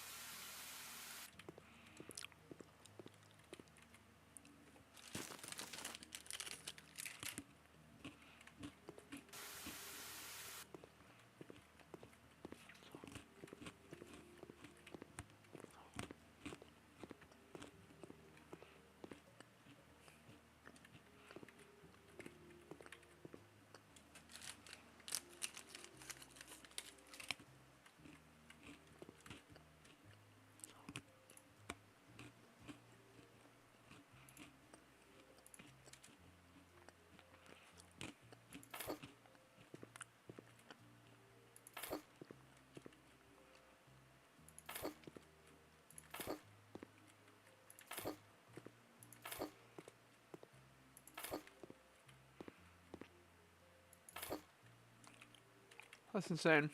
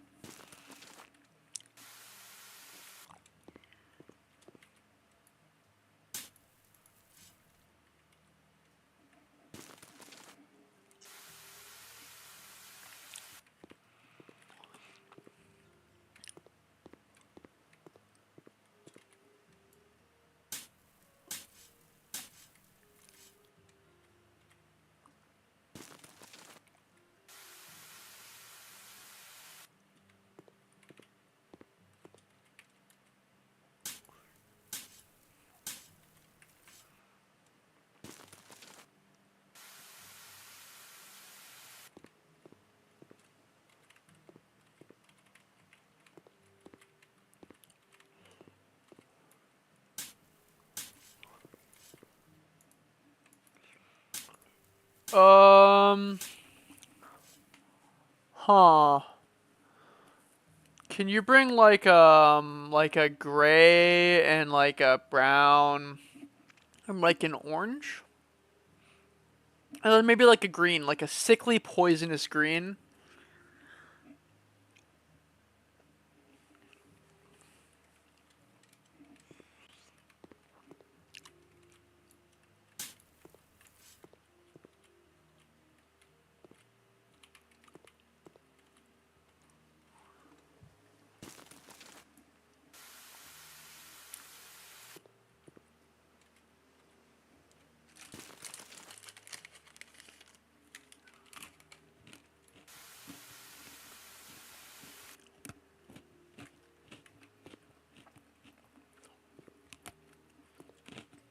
I need it for like a fur. I want to make like a I want to paint my monster.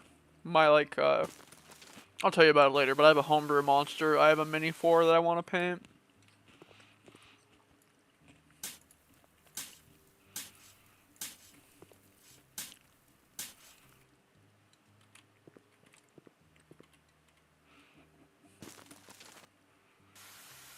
If you have like a lighter brown, that also works. Like a coffee brown.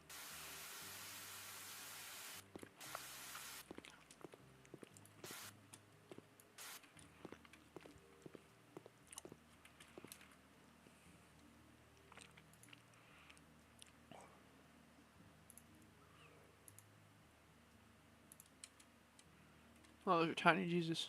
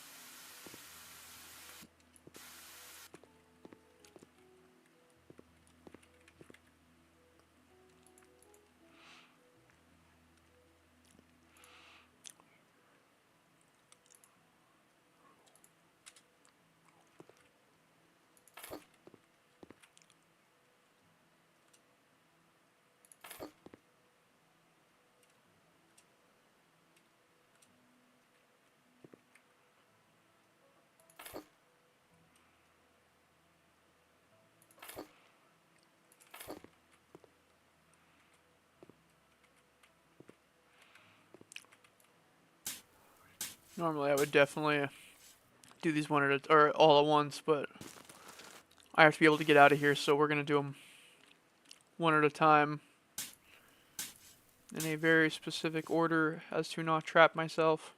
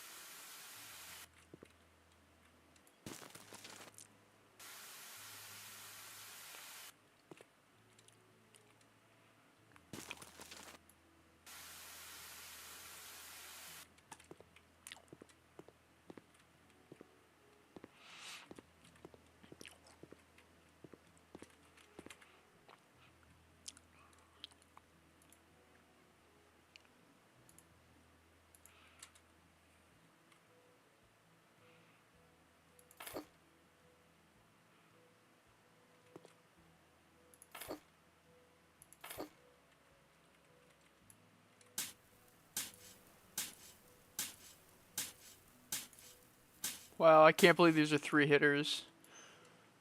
That seems ridiculous to me.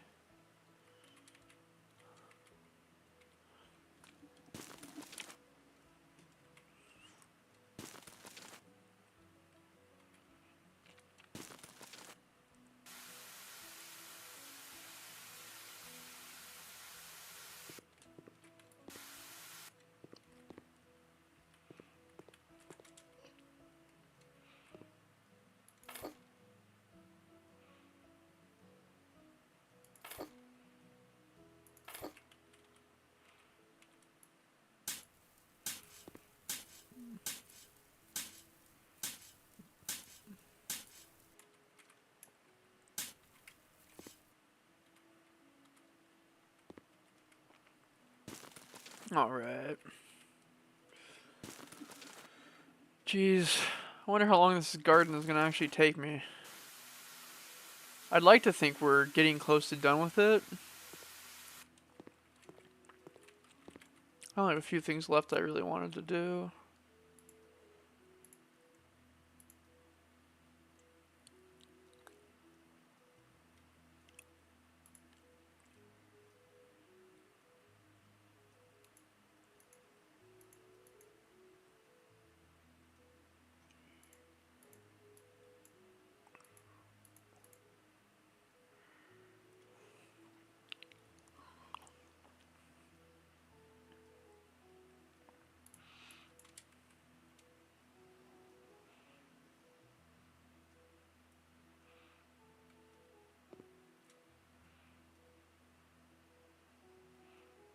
Damn.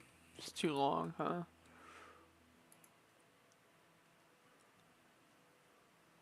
That one wouldn't have been so bad if it wasn't too long. And then one right here. Try to kind of line them up.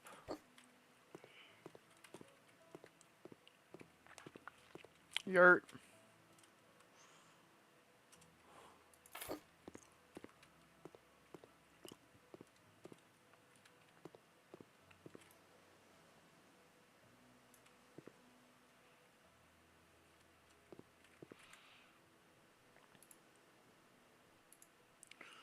About to say, where's the wells at?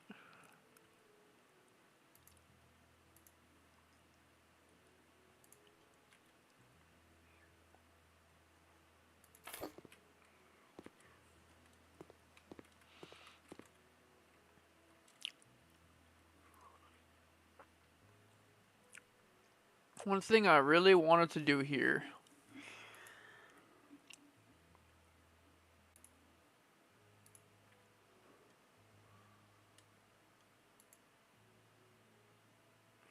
Actually, I think the best thing to do here would be to go surfaces, stepping stones, click pebbles. Okay.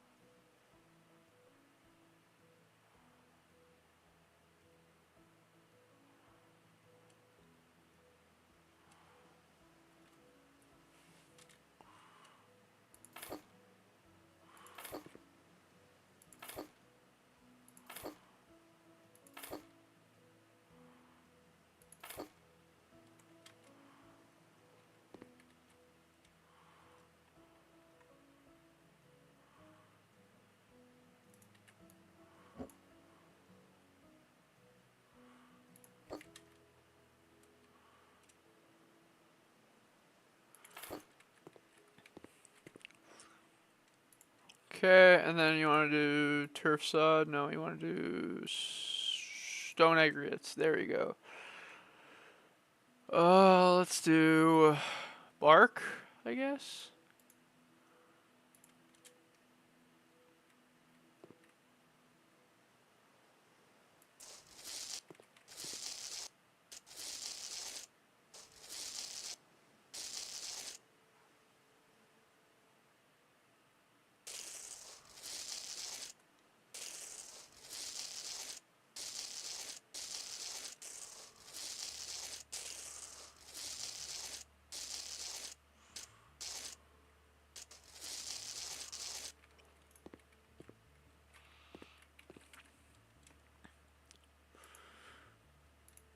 Let's see.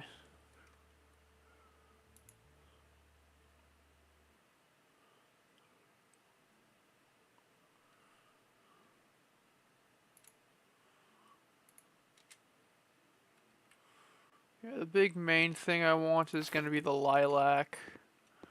And then I want the lilac to just be surrounded by smaller, colorful stuff. Salvia is not a bad idea.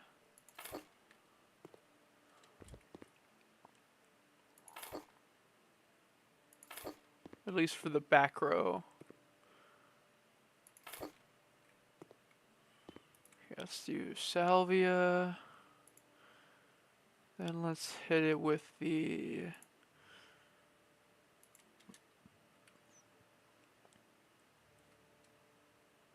No, those are too big.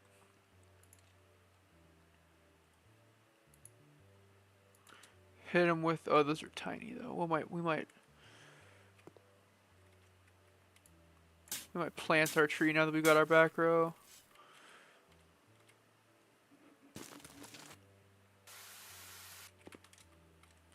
I will, cause I will. I'm down as fuck to put some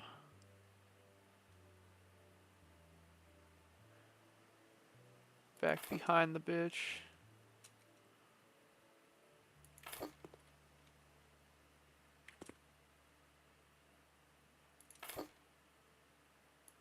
Okay, there's that. Okay. Now you want something. Ooh, this might not be bad. Oh, wait, no, they're fucking. Damn it, they're giant. Why?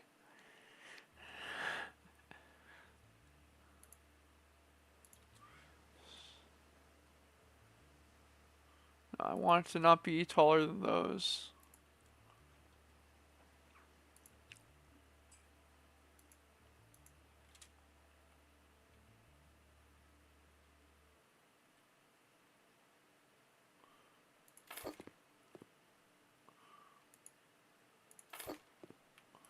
I like the idea of those being my corners.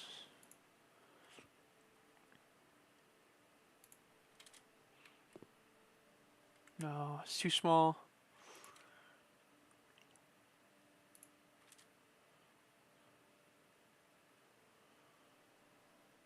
It's too tall. Just slightly too tall.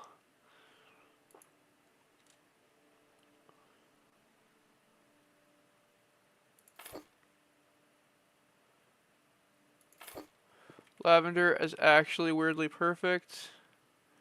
Fits the color. It's a little taller and less dense. Adds like some texture. Works for me. No, I need a little taller than that now. I need I think these, right? Yeah, this is what I want.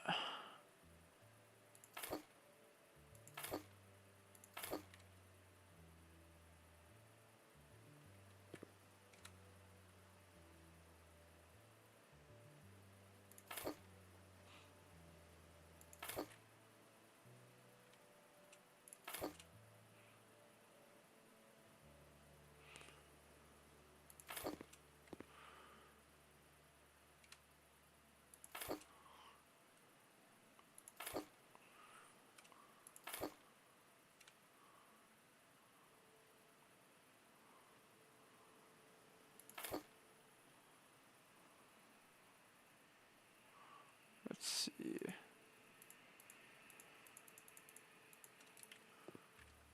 Well, that works anyway.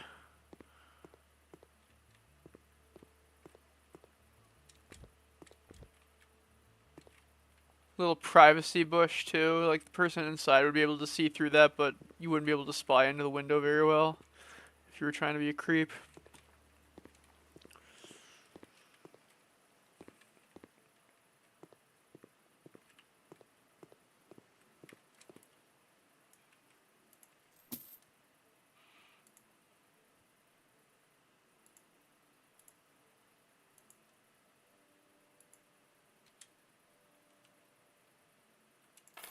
There we go.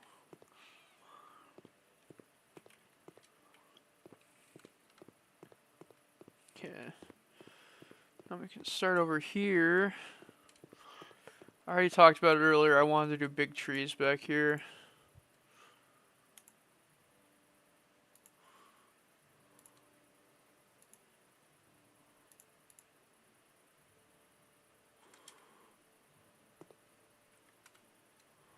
If it lets me. I don't think it's gonna let me. Might be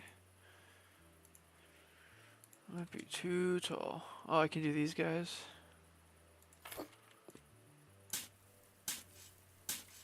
Yeah, we're gonna do one at a time because otherwise it ain't gonna work. Yeah, 2 back to back here.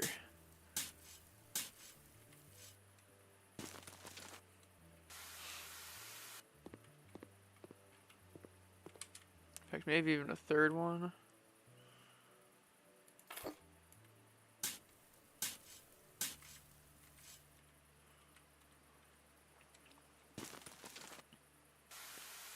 Just for appeal. Yeah. And then again, like 2 here. Boom.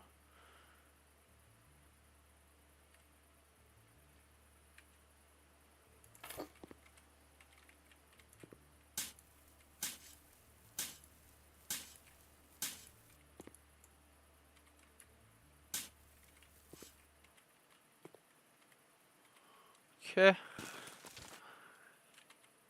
There's 2, 3 more.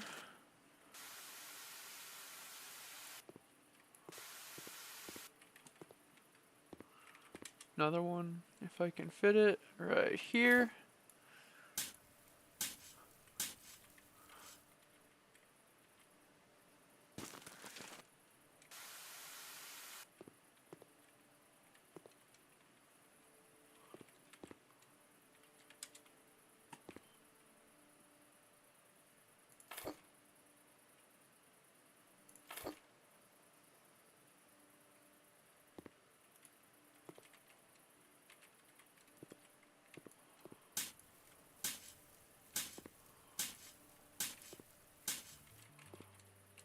Oh man, okay. We're 2 hours in already. Guys, we've been working on this house for 15 hours. This is officially, I think, our longest project.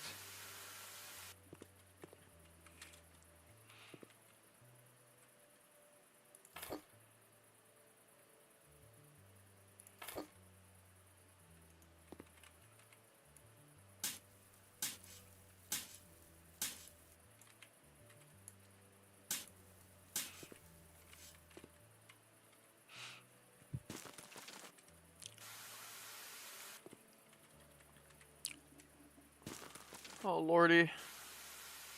What time is it? 3:57. Ooh, backlash starts at 6.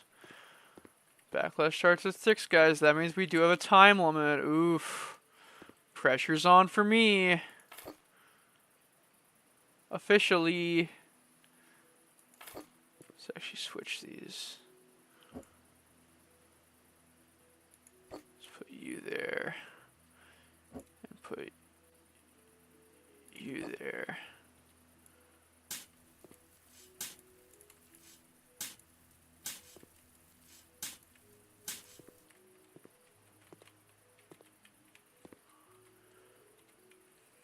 Okay. I'm pretty excited about a couple matches tonight. There's a steel cage match between Trish Stratus and Becky Lynch, and I like Trish Stratus quite a bit, so I'm pretty excited about that match. I think that match is going to be a slapper. And then there's going to be Finn Balor's on the show, always a plus. Rey Mysterio is defending his title that he won recently, which is awesome that Rey Mysterio in 2023 has a title belt. He's been my favorite wrestler since 2006, since before I ever watched wrestling, and it's cool as shit that he is still winning championships. To be considered viable in a scripted sport like wrestling for 20 years is pretty incredible. Like to be like considered a main event player worthy of being on the top of your card, holding championship belts. I think that's really cool.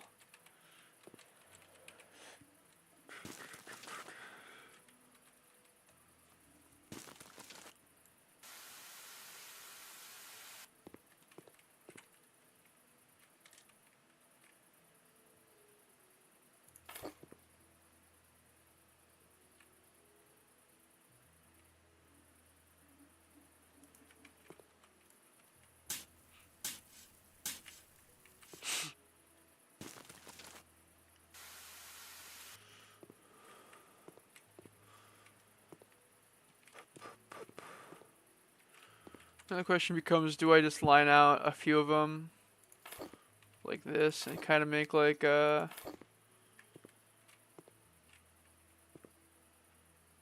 I think that's fine. Kind of make a little corner here.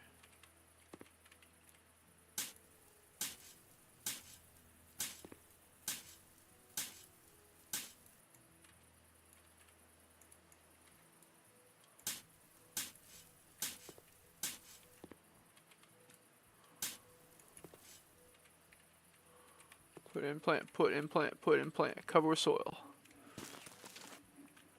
You gotta cover with soil. It's time to boil. No time to foil. Gotta stay loyal.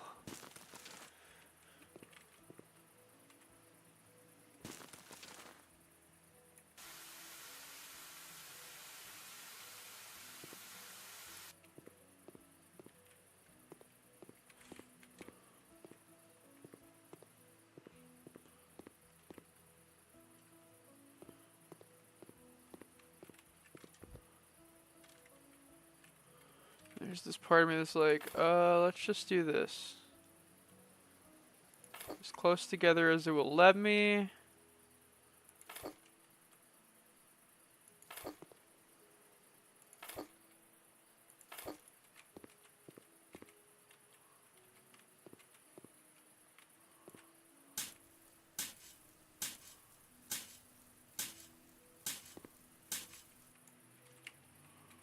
Little.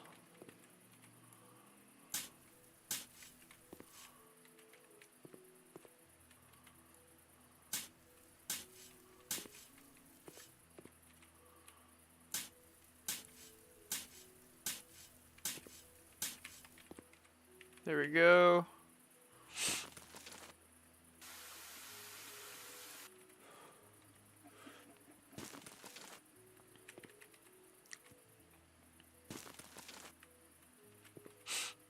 Lordy, lordy. Okay. Well.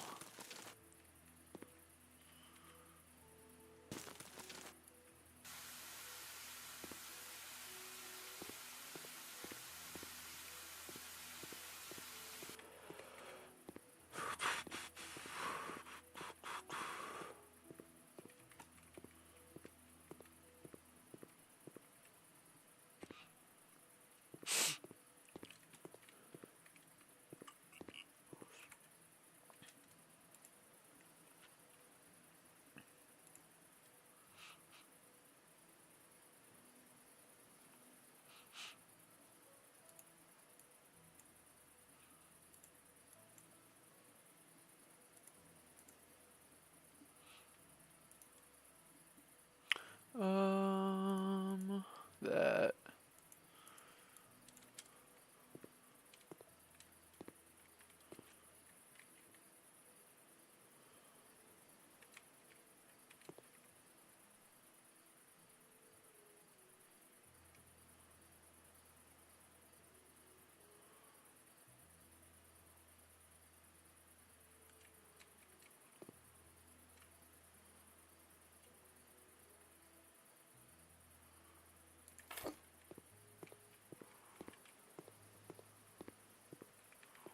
Oh, you know what? No, we will reverse that.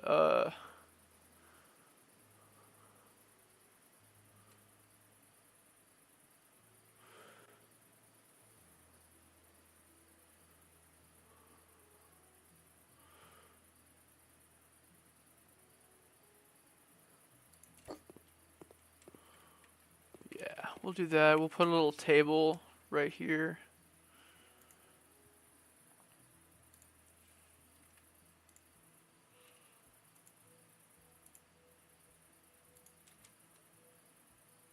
Too big.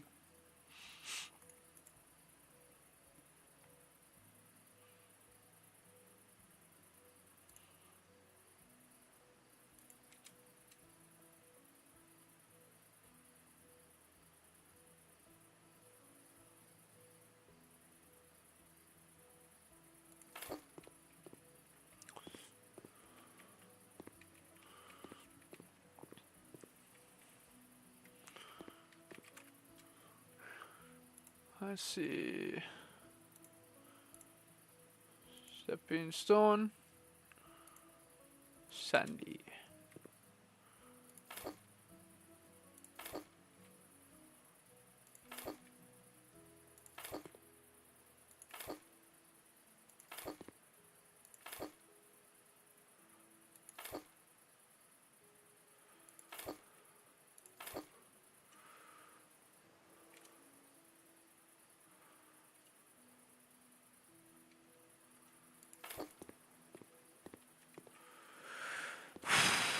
Okay, that seems nice.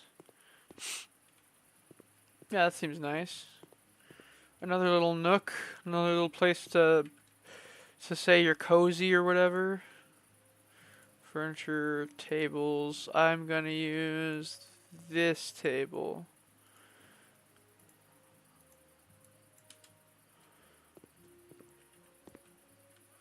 Host that shit like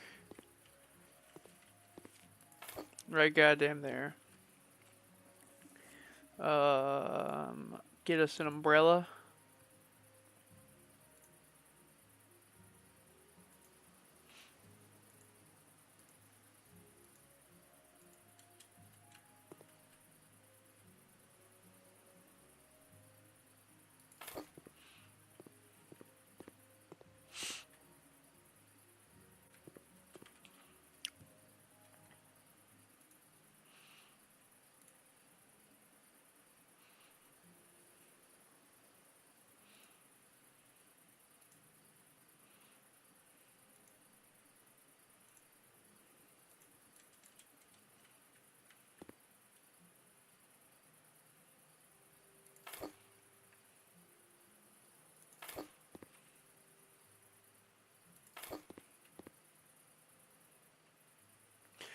Oh man, there's this YouTuber. I don't off the top of my head, I don't remember his name, but the homie he uploads house flipper videos too. That's mostly what he does. He uploaded a motherfucking video today of him building the goddamn Harry Potter house that Harry grows up in. I thought that was so cool, dude. So cool.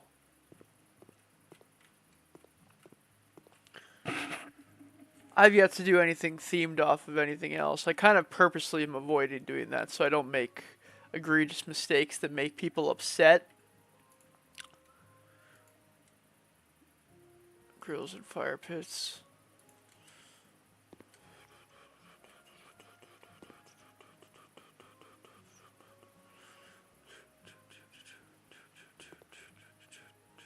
Can you still walk through here? Good. No, you can still walk through there. Fire pit.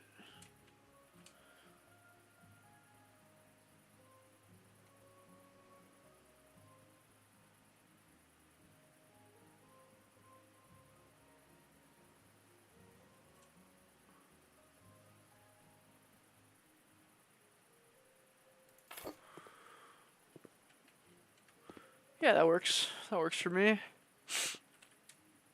I want to put a table over here.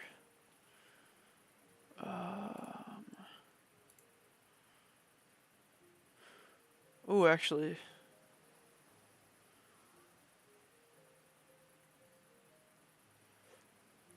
Table.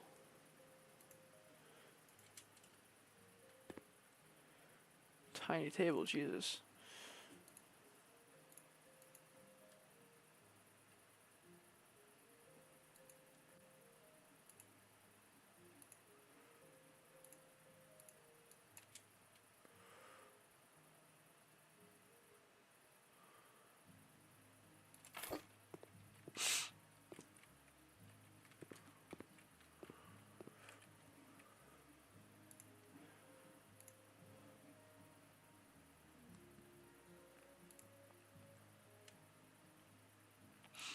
Nah. Other maybe? Oh, you put another fucking truck out front. I still think I might download a car mod later.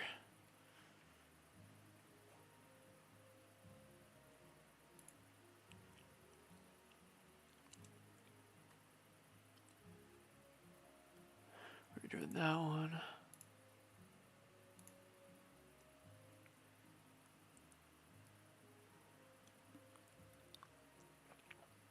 No, we're good there. Decorations. There we go.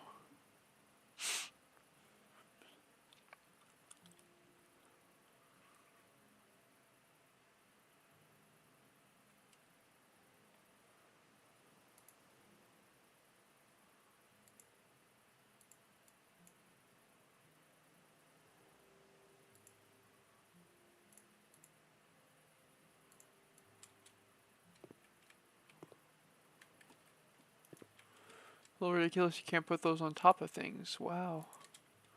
Like, seriously, I can't put this on a table? Weird. Weird and wild. That's a decision this game has made.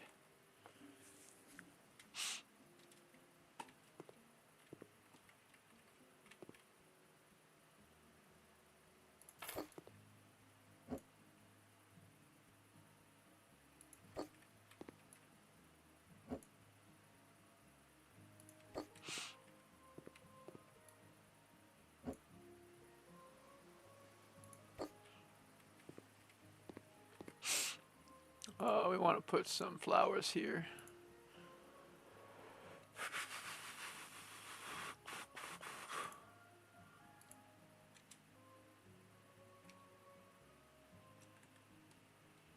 Something that'll fit, obviously, though. Yeah, that works.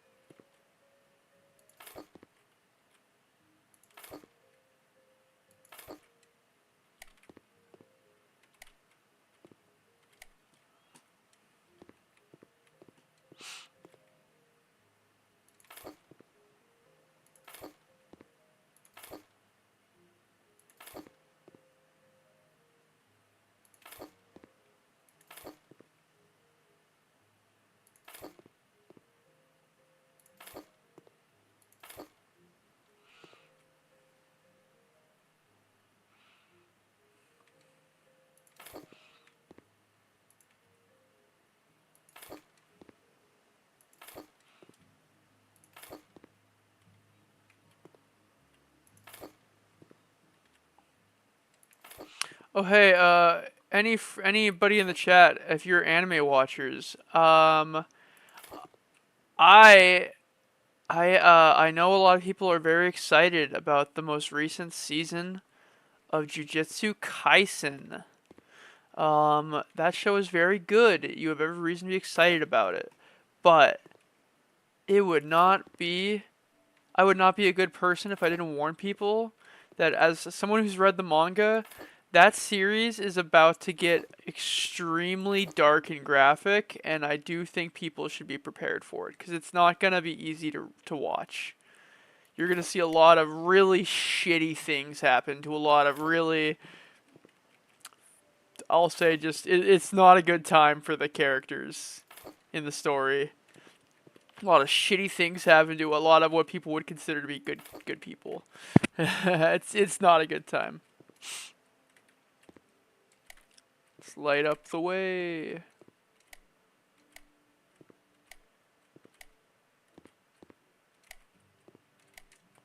Boop, boop, boop, boop, boop, boop, boop, boop, boop,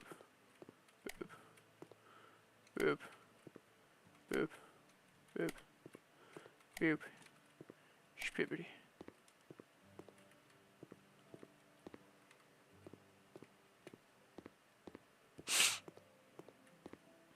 And I'm not even done yet. I got over here still. This little middle median area. Still got to figure out.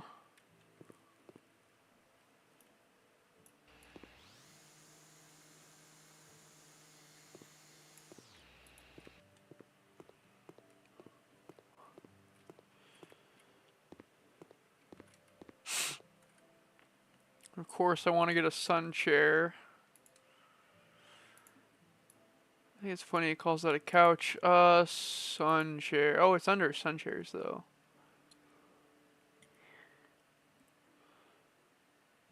Nah, for sun chair, we're gonna go with this guy.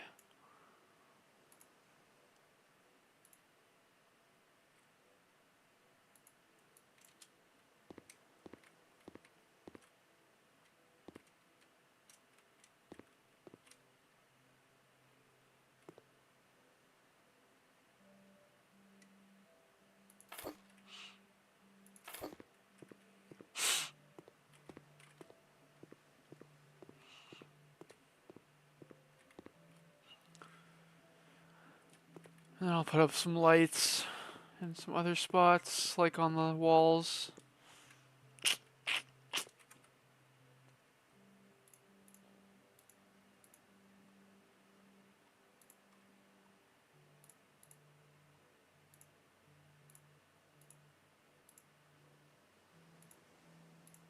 Oh, that's what it is, blue spruce.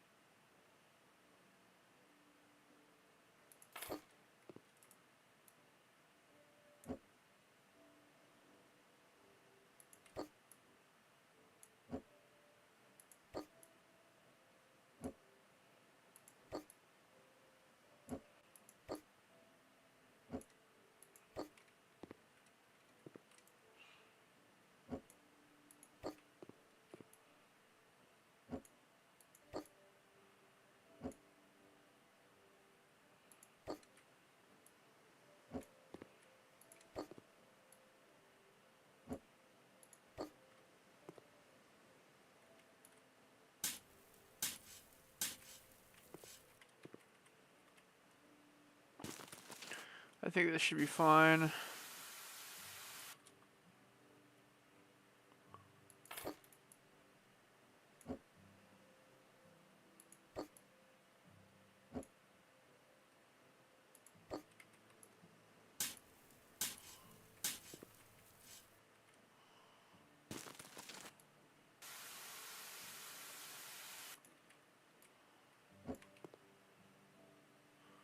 So it should fit back into space, no problem.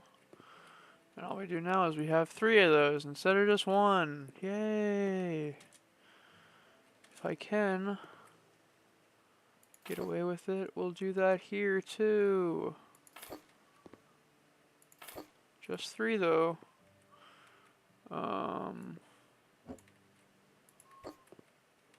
Just gonna need to be moving both of those. And this.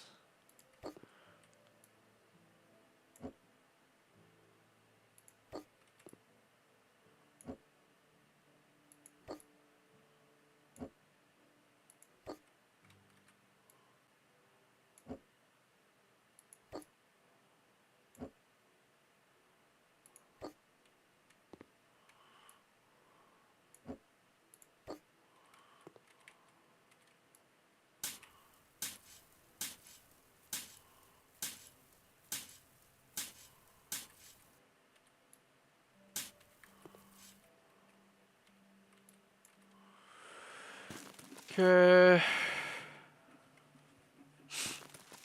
Okay. Okay.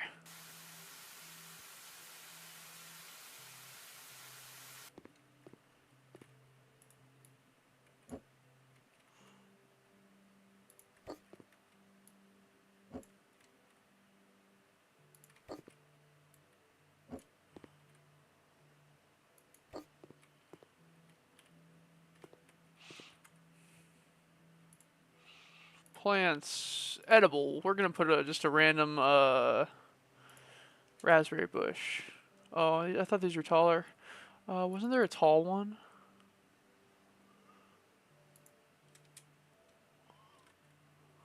No.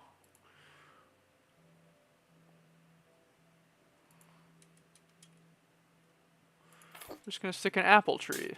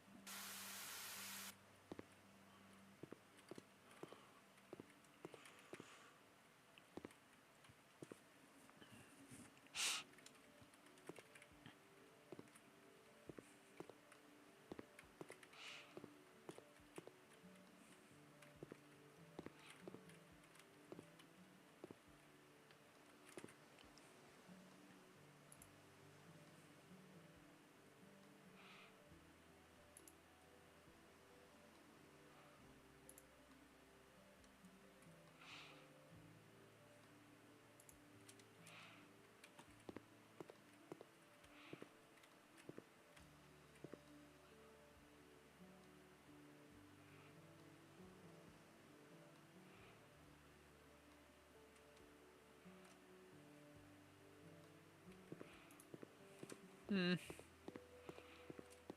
feel like if there was a brazier, it probably wouldn't be right there. It'd probably be like right here, but I don't really have room for one, so we're gonna skip it.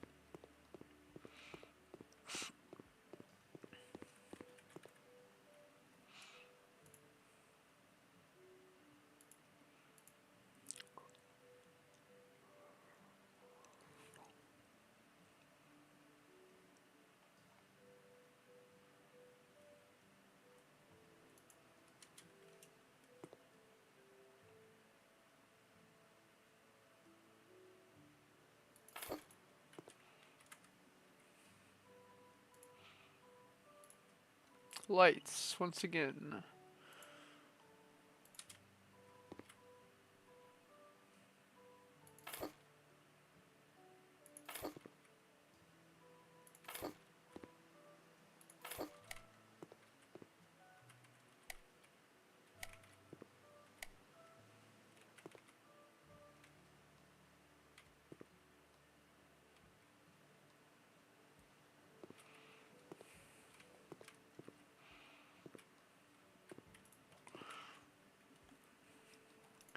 Otherwise, we're gonna grab...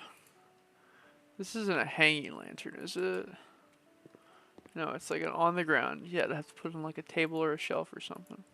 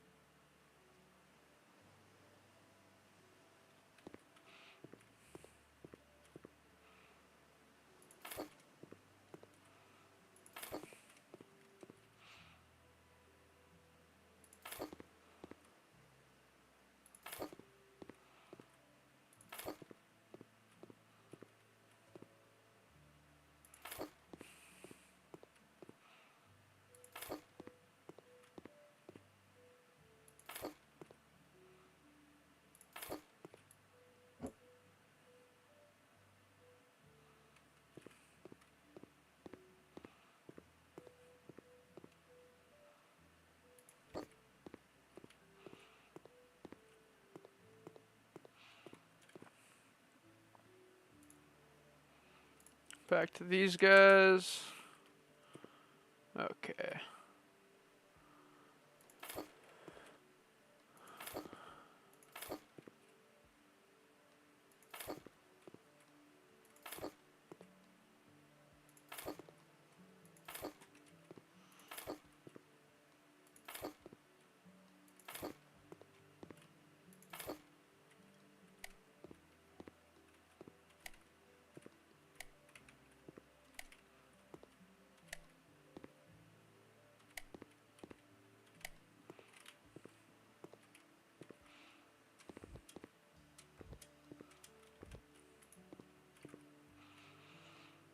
Okay, Okay, decorations, boulders.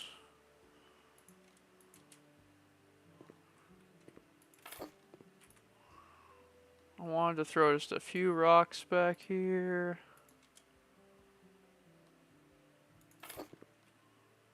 Don't ask me why. I just felt like rocks would look good.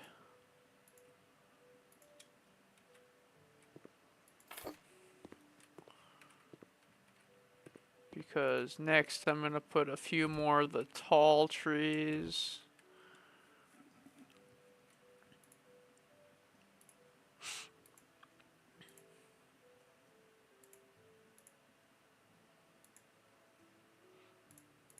There it is, blue spruce. Oop.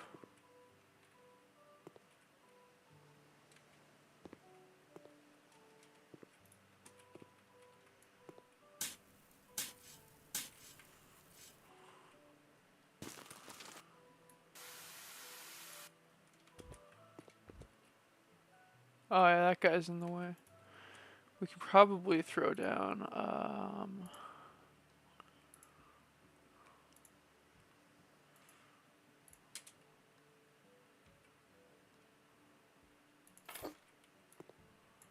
another one of the big ass apple trees.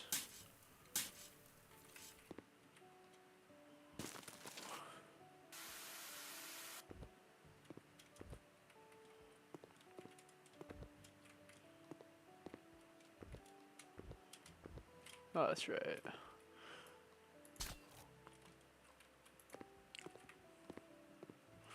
Let's get that overhead view now. Oh, that looks nice. Driveway looks great.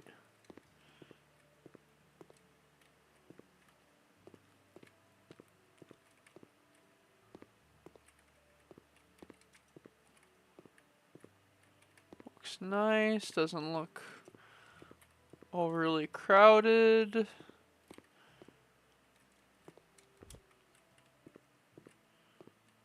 That looks really nice. That looks pretty nice too.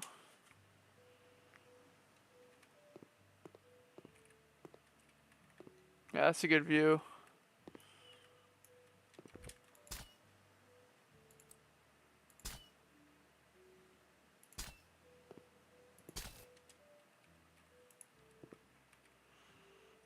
That's an okay view. Get to the backyard. It's nice. Not the nicest space, but it's nice, you know, I'll take it. This is just full to the brim with trees, but that's on purpose.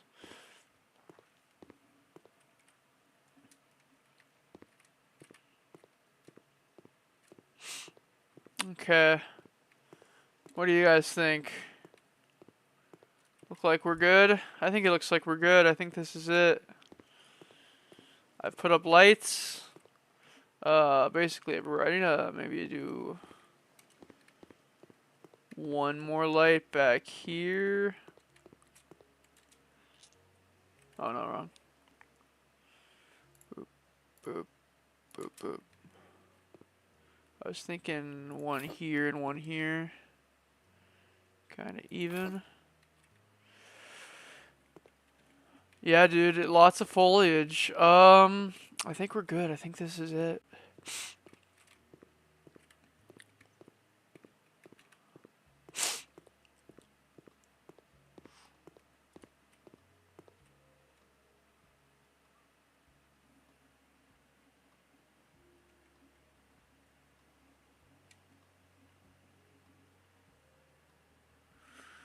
Okay. Shit. Just give myself one little look around here.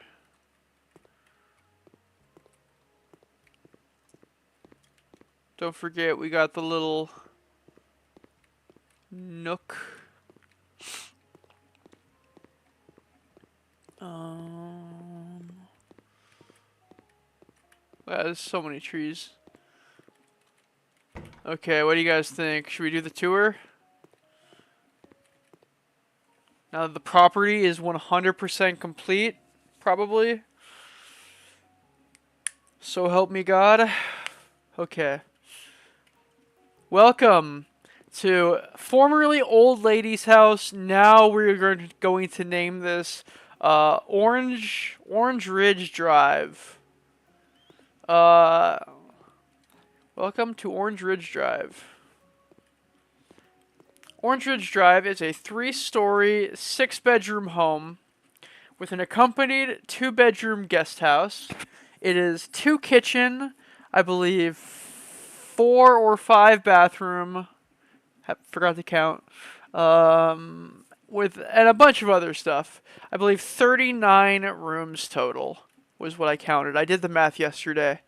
So to start out with, you got the yard. We just did this beautiful yard. We can do a little quick walk around. Look through. Give everybody the last little look of the garden and the pristineness of it.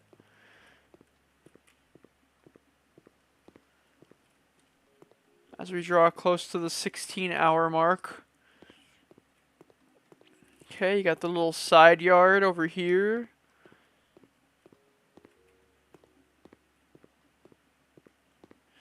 Okay, you got this little walkway that goes all the way around the yard.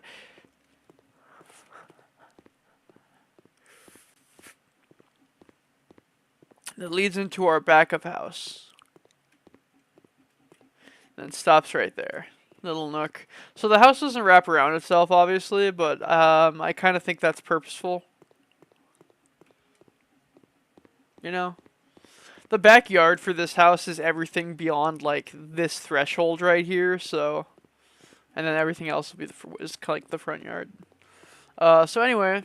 Normally I think we would start with the guest house, but I think this time, since we're doing it like property tour wise. So you're looking to buy this home, here's what you get. You get this big opening guest style living room. The living room has 2 entryways. One gets you into the side yard, one gets you into the front driveway. Yeah, I feel like most people would leave through the front door, but you got this big open room. Big and open. Big stairwell leading up to the next floor. Interesting shape. Not like a bad shape, but interesting for sure. You have a little place to sit over here. You have shelves over here. There's no TV because the idea here is company. You know, you don't watch TV when you have company over if it's company you're trying to catch up with. And also because it's right by the front door, you got to have a safe. A little secret lockbox where you can hide your gat. Then you got right next to it the family room. This is where the family would come out in the morning or throughout the day. This is where they'd sit and relax, watch TV. You know, you can hang up your trophies and your little knickknacks and all that, your DVD collection maybe. Next to that is a large bathroom, fit enough for a family. Place to store stuff. Up here, like towels and stuff, a double sink with double mirror, a shower and bath mix, and connected to it all, a sauna. Also, the trees are poking through the wall, but I didn't. That's just the game, being the game. Good window view too. You can see the pool from this bathroom. Next to it, you have the children's bedroom. It's a bedroom for children. Again, good window view. You can see a lot of colors through the window. I think that's nice. Head up next to it, you got the next bedroom. It's a little medium-sized bedroom.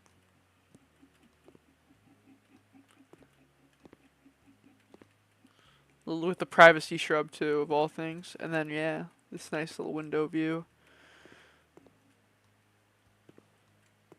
And then you got the master bedroom, the main master bedroom.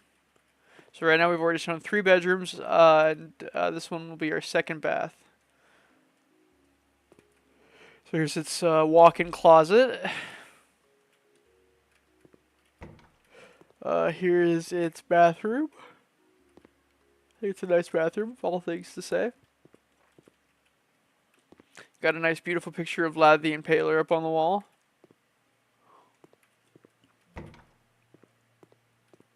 Okay, and you'll head back here, you'll find your first of 2 kitchens. It's more of like a general like quick use kitchen. I think they're both kind of like that, but it's more of a weird modern design kitchen.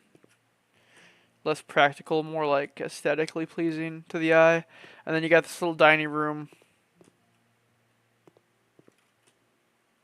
Definitely just a little appeasing space to sit and have company. Come out here, you got your back patio entrance. Still calls it a closet, but it's the back entrance.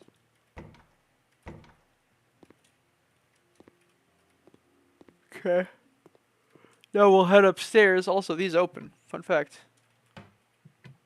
Little cabinets. We'll head upstairs and you'll find our home theater.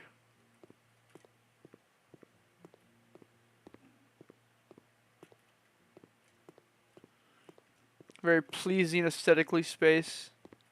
Next to it, you got the second of our two kitchens, the mini kitchen, which does not have an oven, but it has everything else you need in the kitchen: a fridge, a mini fridge, microwave, coffee maker, cabinets, and a sink. You know, it has everything you need for a functional sink kitchen kind of thing. And then, yeah, you got this space to sit and watch movies and the such. Then you got the home gym attached to it. People can come in here and get their workout in. Yeah, I think it's nice. It's nice. Some art on the wall as you go along. Right here we have a home library, big one, big and styling. Right. Next we have our third bathroom. Third bathroom here. This is only one with a urinal.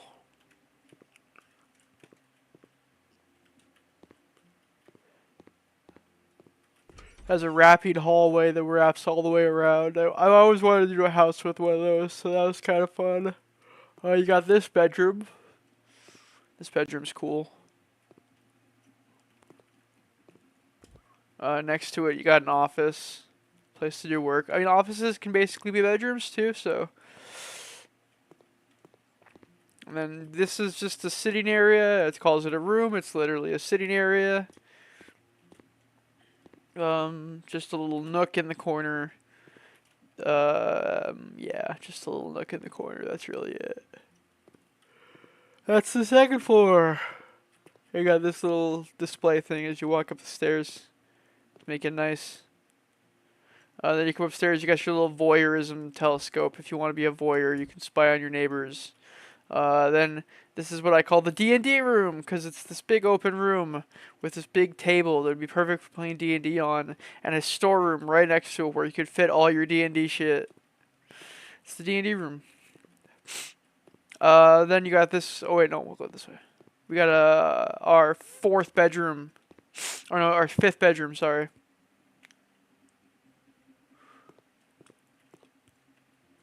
This one, if you ask me, probably has the best view because it can see the driveway. I mean, just look at that driveway. That's a good view.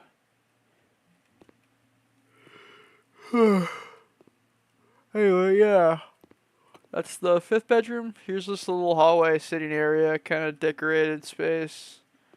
Just a connecting hallway, mostly. Here we got a man cave. It's just another living room, honestly, but man cave.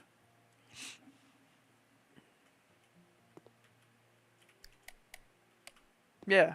Then with an attached bathroom, this would be our, what would that be like? Forward to, this is our fourth bathroom? Yeah. Next to that is a music studio.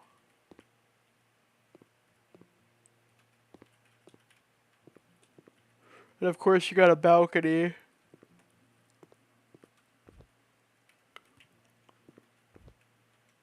See all the way down to the bottom floor deck there. Oh lordy. Steven's gonna cause nuclear war.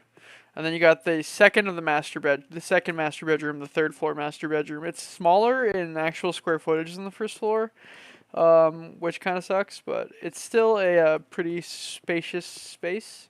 All things considered, this is just a very large bed. And it has a walk-in closet for storing stuff, and it also has the big walk-in bathroom with a walk-in shower. So yeah, that's the main house. That's the mansion. Now if we head back downstairs, we can go tour our guest house.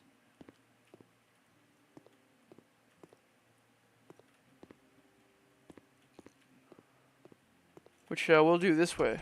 Instead of going from the front door, we'll go from the back door this time. So the guest house here, it's a little more 70s styled and themed. You know, big living room. I built it with the anticipation of, hey, if you had a big family, like a family of 5 come, you could actually, or like a family of 6, 2 people could sleep out here. It's kind of designed that way. 2 people could sleep out here. Then you got the hallway with the piano in it. You can come out here, entertain guests, play the piano. Then you have this guest bedroom with 2 beds. You can fit 2 more people here, so that's 4 people. You got a big kitchen for catering. So this is the 3rd kitchen on the property. 3 kitchens on the property. 7 bedrooms so far, and 5 bathrooms. Then you got an office right here. So if they're staying, they can still do work if they need to. And then you have a little home library, so they can do reading and stuff and relax and just have a little private space. And then you have a little little bedroom, the master bedroom. So this would be what, the 7th bedroom, 8th bedroom on the property. But your guest master. And then yeah, you got a bathroom here. So I think that's the total is 6 bathrooms, 8 bedrooms, 3 kitchens, 5 different kinds of living rooms, several different seating areas. But that's the whole place. It's the whole property. I think it's time. I think it's time we run that garden contest. Let's get that view. I haven't been taking screenshots for fear of it crashing my game, but this one feels deserving. If it crashes the game, it crashes the game, you know. I'm willing to risk it. Okay. Submit for garden contest. We're going to do American. I think I mostly have the equipment. I don't have a gazebo, though, so I'll probably lose points for that. Oh, wow. Oh, wow. American was definitely the right choice. Yeah, definitely. 45% increase to our property value because of that. Okay, guys. Okay. So, it's not going to tell us how much we've spent on it so far, but I think it's like around 300,000 we've put into it, if I remember correctly. It's 46 rooms, so I was a little off from 39. 46 rooms total. The house parcel is 1,057 meters square. That's huge. That's a huge parcel. Hence why we built a goddamn mansion on it. Anyway, yeah. So yeah, let's do this. Oh shit, I'm nervous. Bam. Oh, I don't like how this is starting. I really don't like how it's starting. Oof. I was hoping to see million from the start. I'm not seeing million from the start. Oh. Oh, I didn't get 2 million. Sold the house for 1,098,000. Garden contest gets us an extra 50,000, 500,000. That's 1.5 million. Damn, guys. I was hoping for 2 million, not 1.5 million. And yeah, we invested about 300,000, 400,000.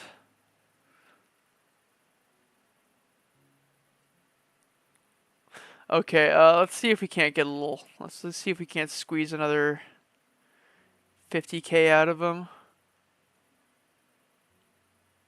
If we squeeze another 50K, it'll end up being like 75K extra. Cool.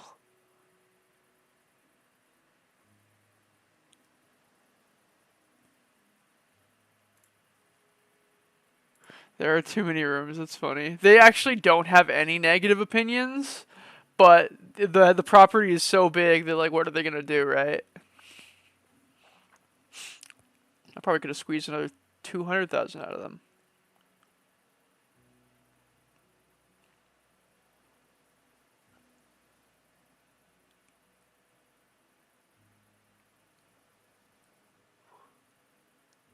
There's way more than one rug.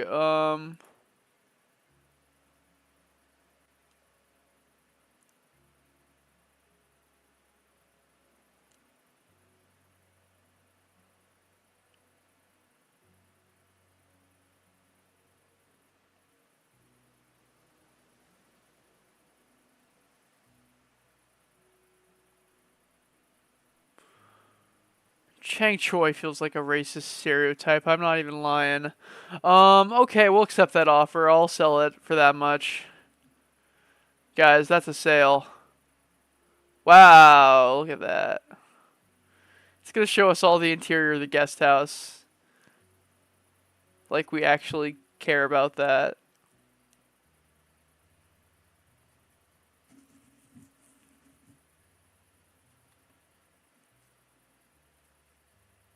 That's a good photo right there. That one's not bad. Wasn't the worst photos.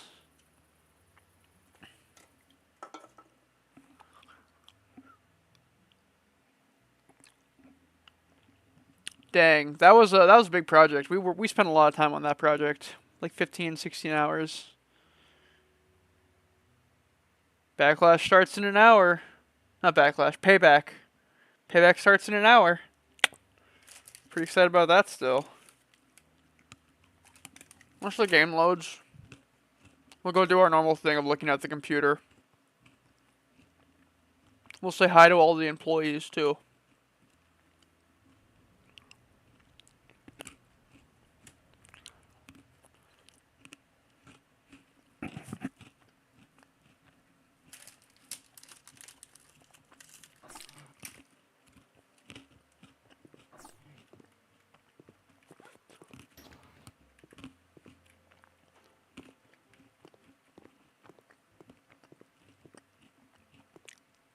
What's up, architect?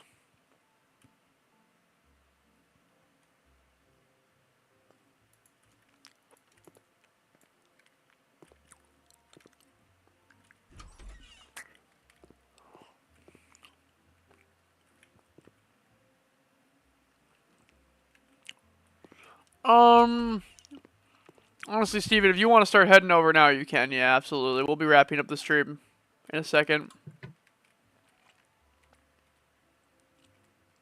I forgot about the so this is our I don't think we've introduced you guys to Petunia. Petunia runs the copy room. She's a snake. She's a corn snake.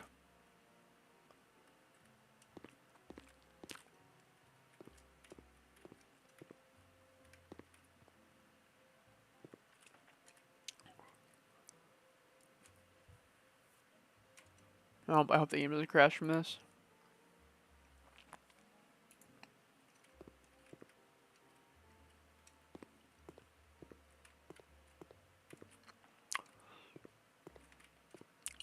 Dang, guys, we've like officially filled up the walls with all of our cool projects. We gotta get rid of that one still, I guess. And that one. We have like 2 photos left before we've done all of them.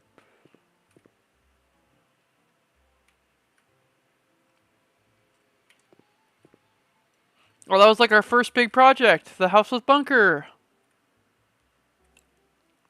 House with bunker turned out so good. What's up, salesman? Are you just dead? Jesus.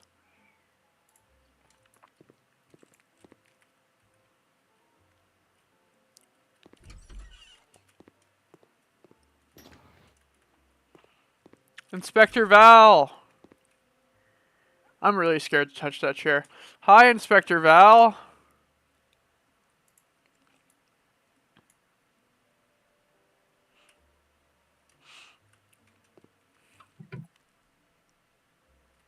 Hello, pet spider. I keep on my desk because I like spiders. I think I need a drink. Oof.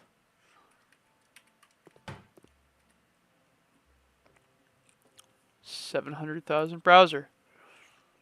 All right, what are we doing next? What do you guys think? I kind of think it'd be a good idea for us to do a couple shorter ones. A couple of these guys. Picturesque Loft, the one to move into.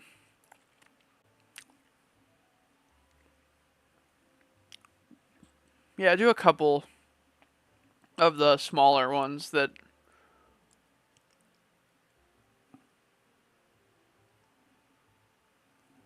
It's not going to give me a choice on. Also, one thing I think we're gonna do right now is we're just gonna buy a bunch of houses really quick. I'm gonna buy houses until I only have $6 million.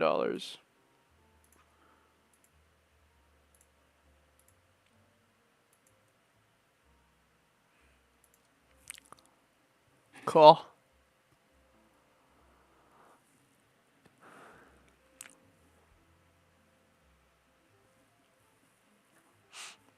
So yeah, I think next stream we'll actually start like this model apartment or something. That could be a fun one. We'll switch it up. We'll do something a little different.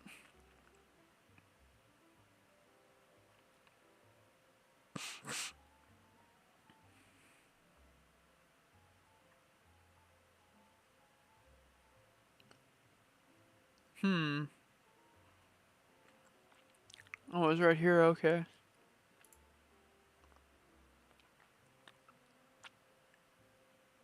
Yeah, we made so much money on that. That's so ridiculous. Went from 9 rooms to 46.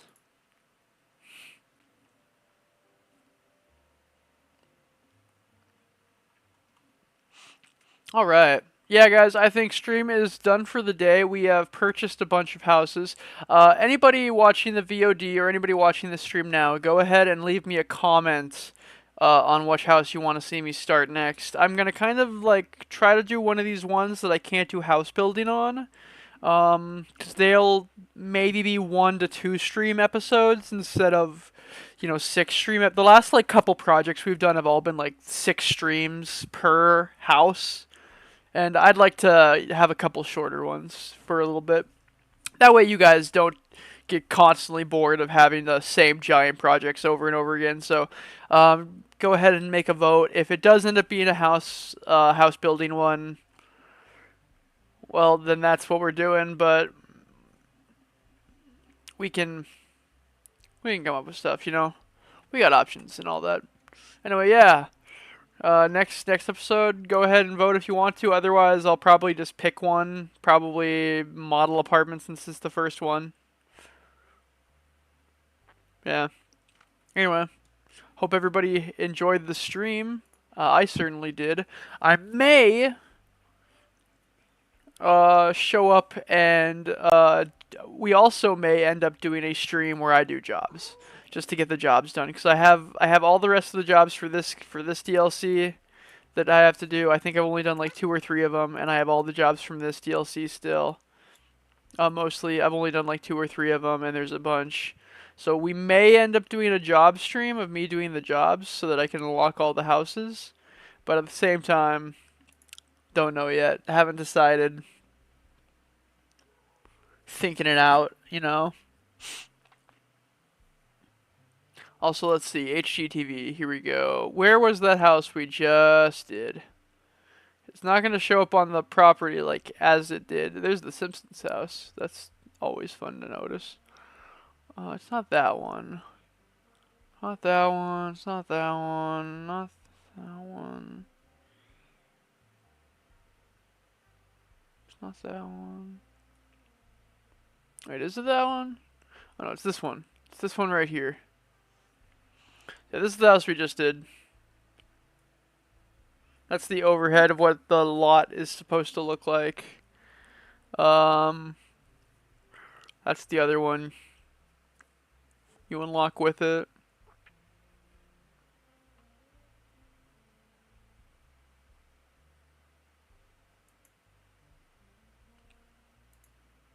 God, dude, eventually we're gonna have to do the boat, you know?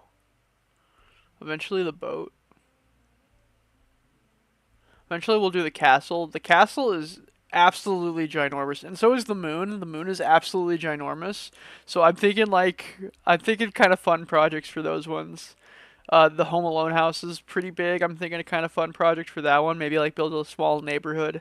Some of these farms, I absolutely want to build small towns. You know, like I have like a fun idea of building like a serious like building a small town in some of these bigger maps. House of Sports, don't know yet, but it'll be fun. Whatever we do. You know, I have some ideas. Anyway, yeah, well, we're done. I'm done for the day. I'll stop rambling. I feel like I've been rambling. Um, if I buy a guinea pig, will it run around? It'd be kind of funny to have a guinea pig live in here. Oh, I think rabbits run around. I'm allergic as shit to rabbits, but I wouldn't. I think it'd be funny if we had a rabbit who worked for the company. Uh, we could name him something or something. Pets at home. Oh shit. Oh, it's Schmingles. Schmingles is our male lady. Little guy is our spider. This is little guy. This is salesman. Obviously, you gotta love salesman. Then you got Val, Inspector Val. And of course you got architect. Yay, architect. Yeah, dude, we might get us a guinea pig or something. Are all the rodents guinea pigs out of curiosity? Oh, there's hamsters too. Interesting. Oh, there's rats.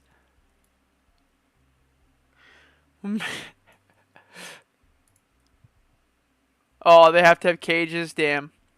Damn, damn, damn. I was hoping they didn't have to. I don't. I think rabbits don't have to have them, right? Oh, they do. Damn. Okay, well, I'll stop trying to recruit employees and we'll end the stream for real. All right. Peace out. Love you, mom.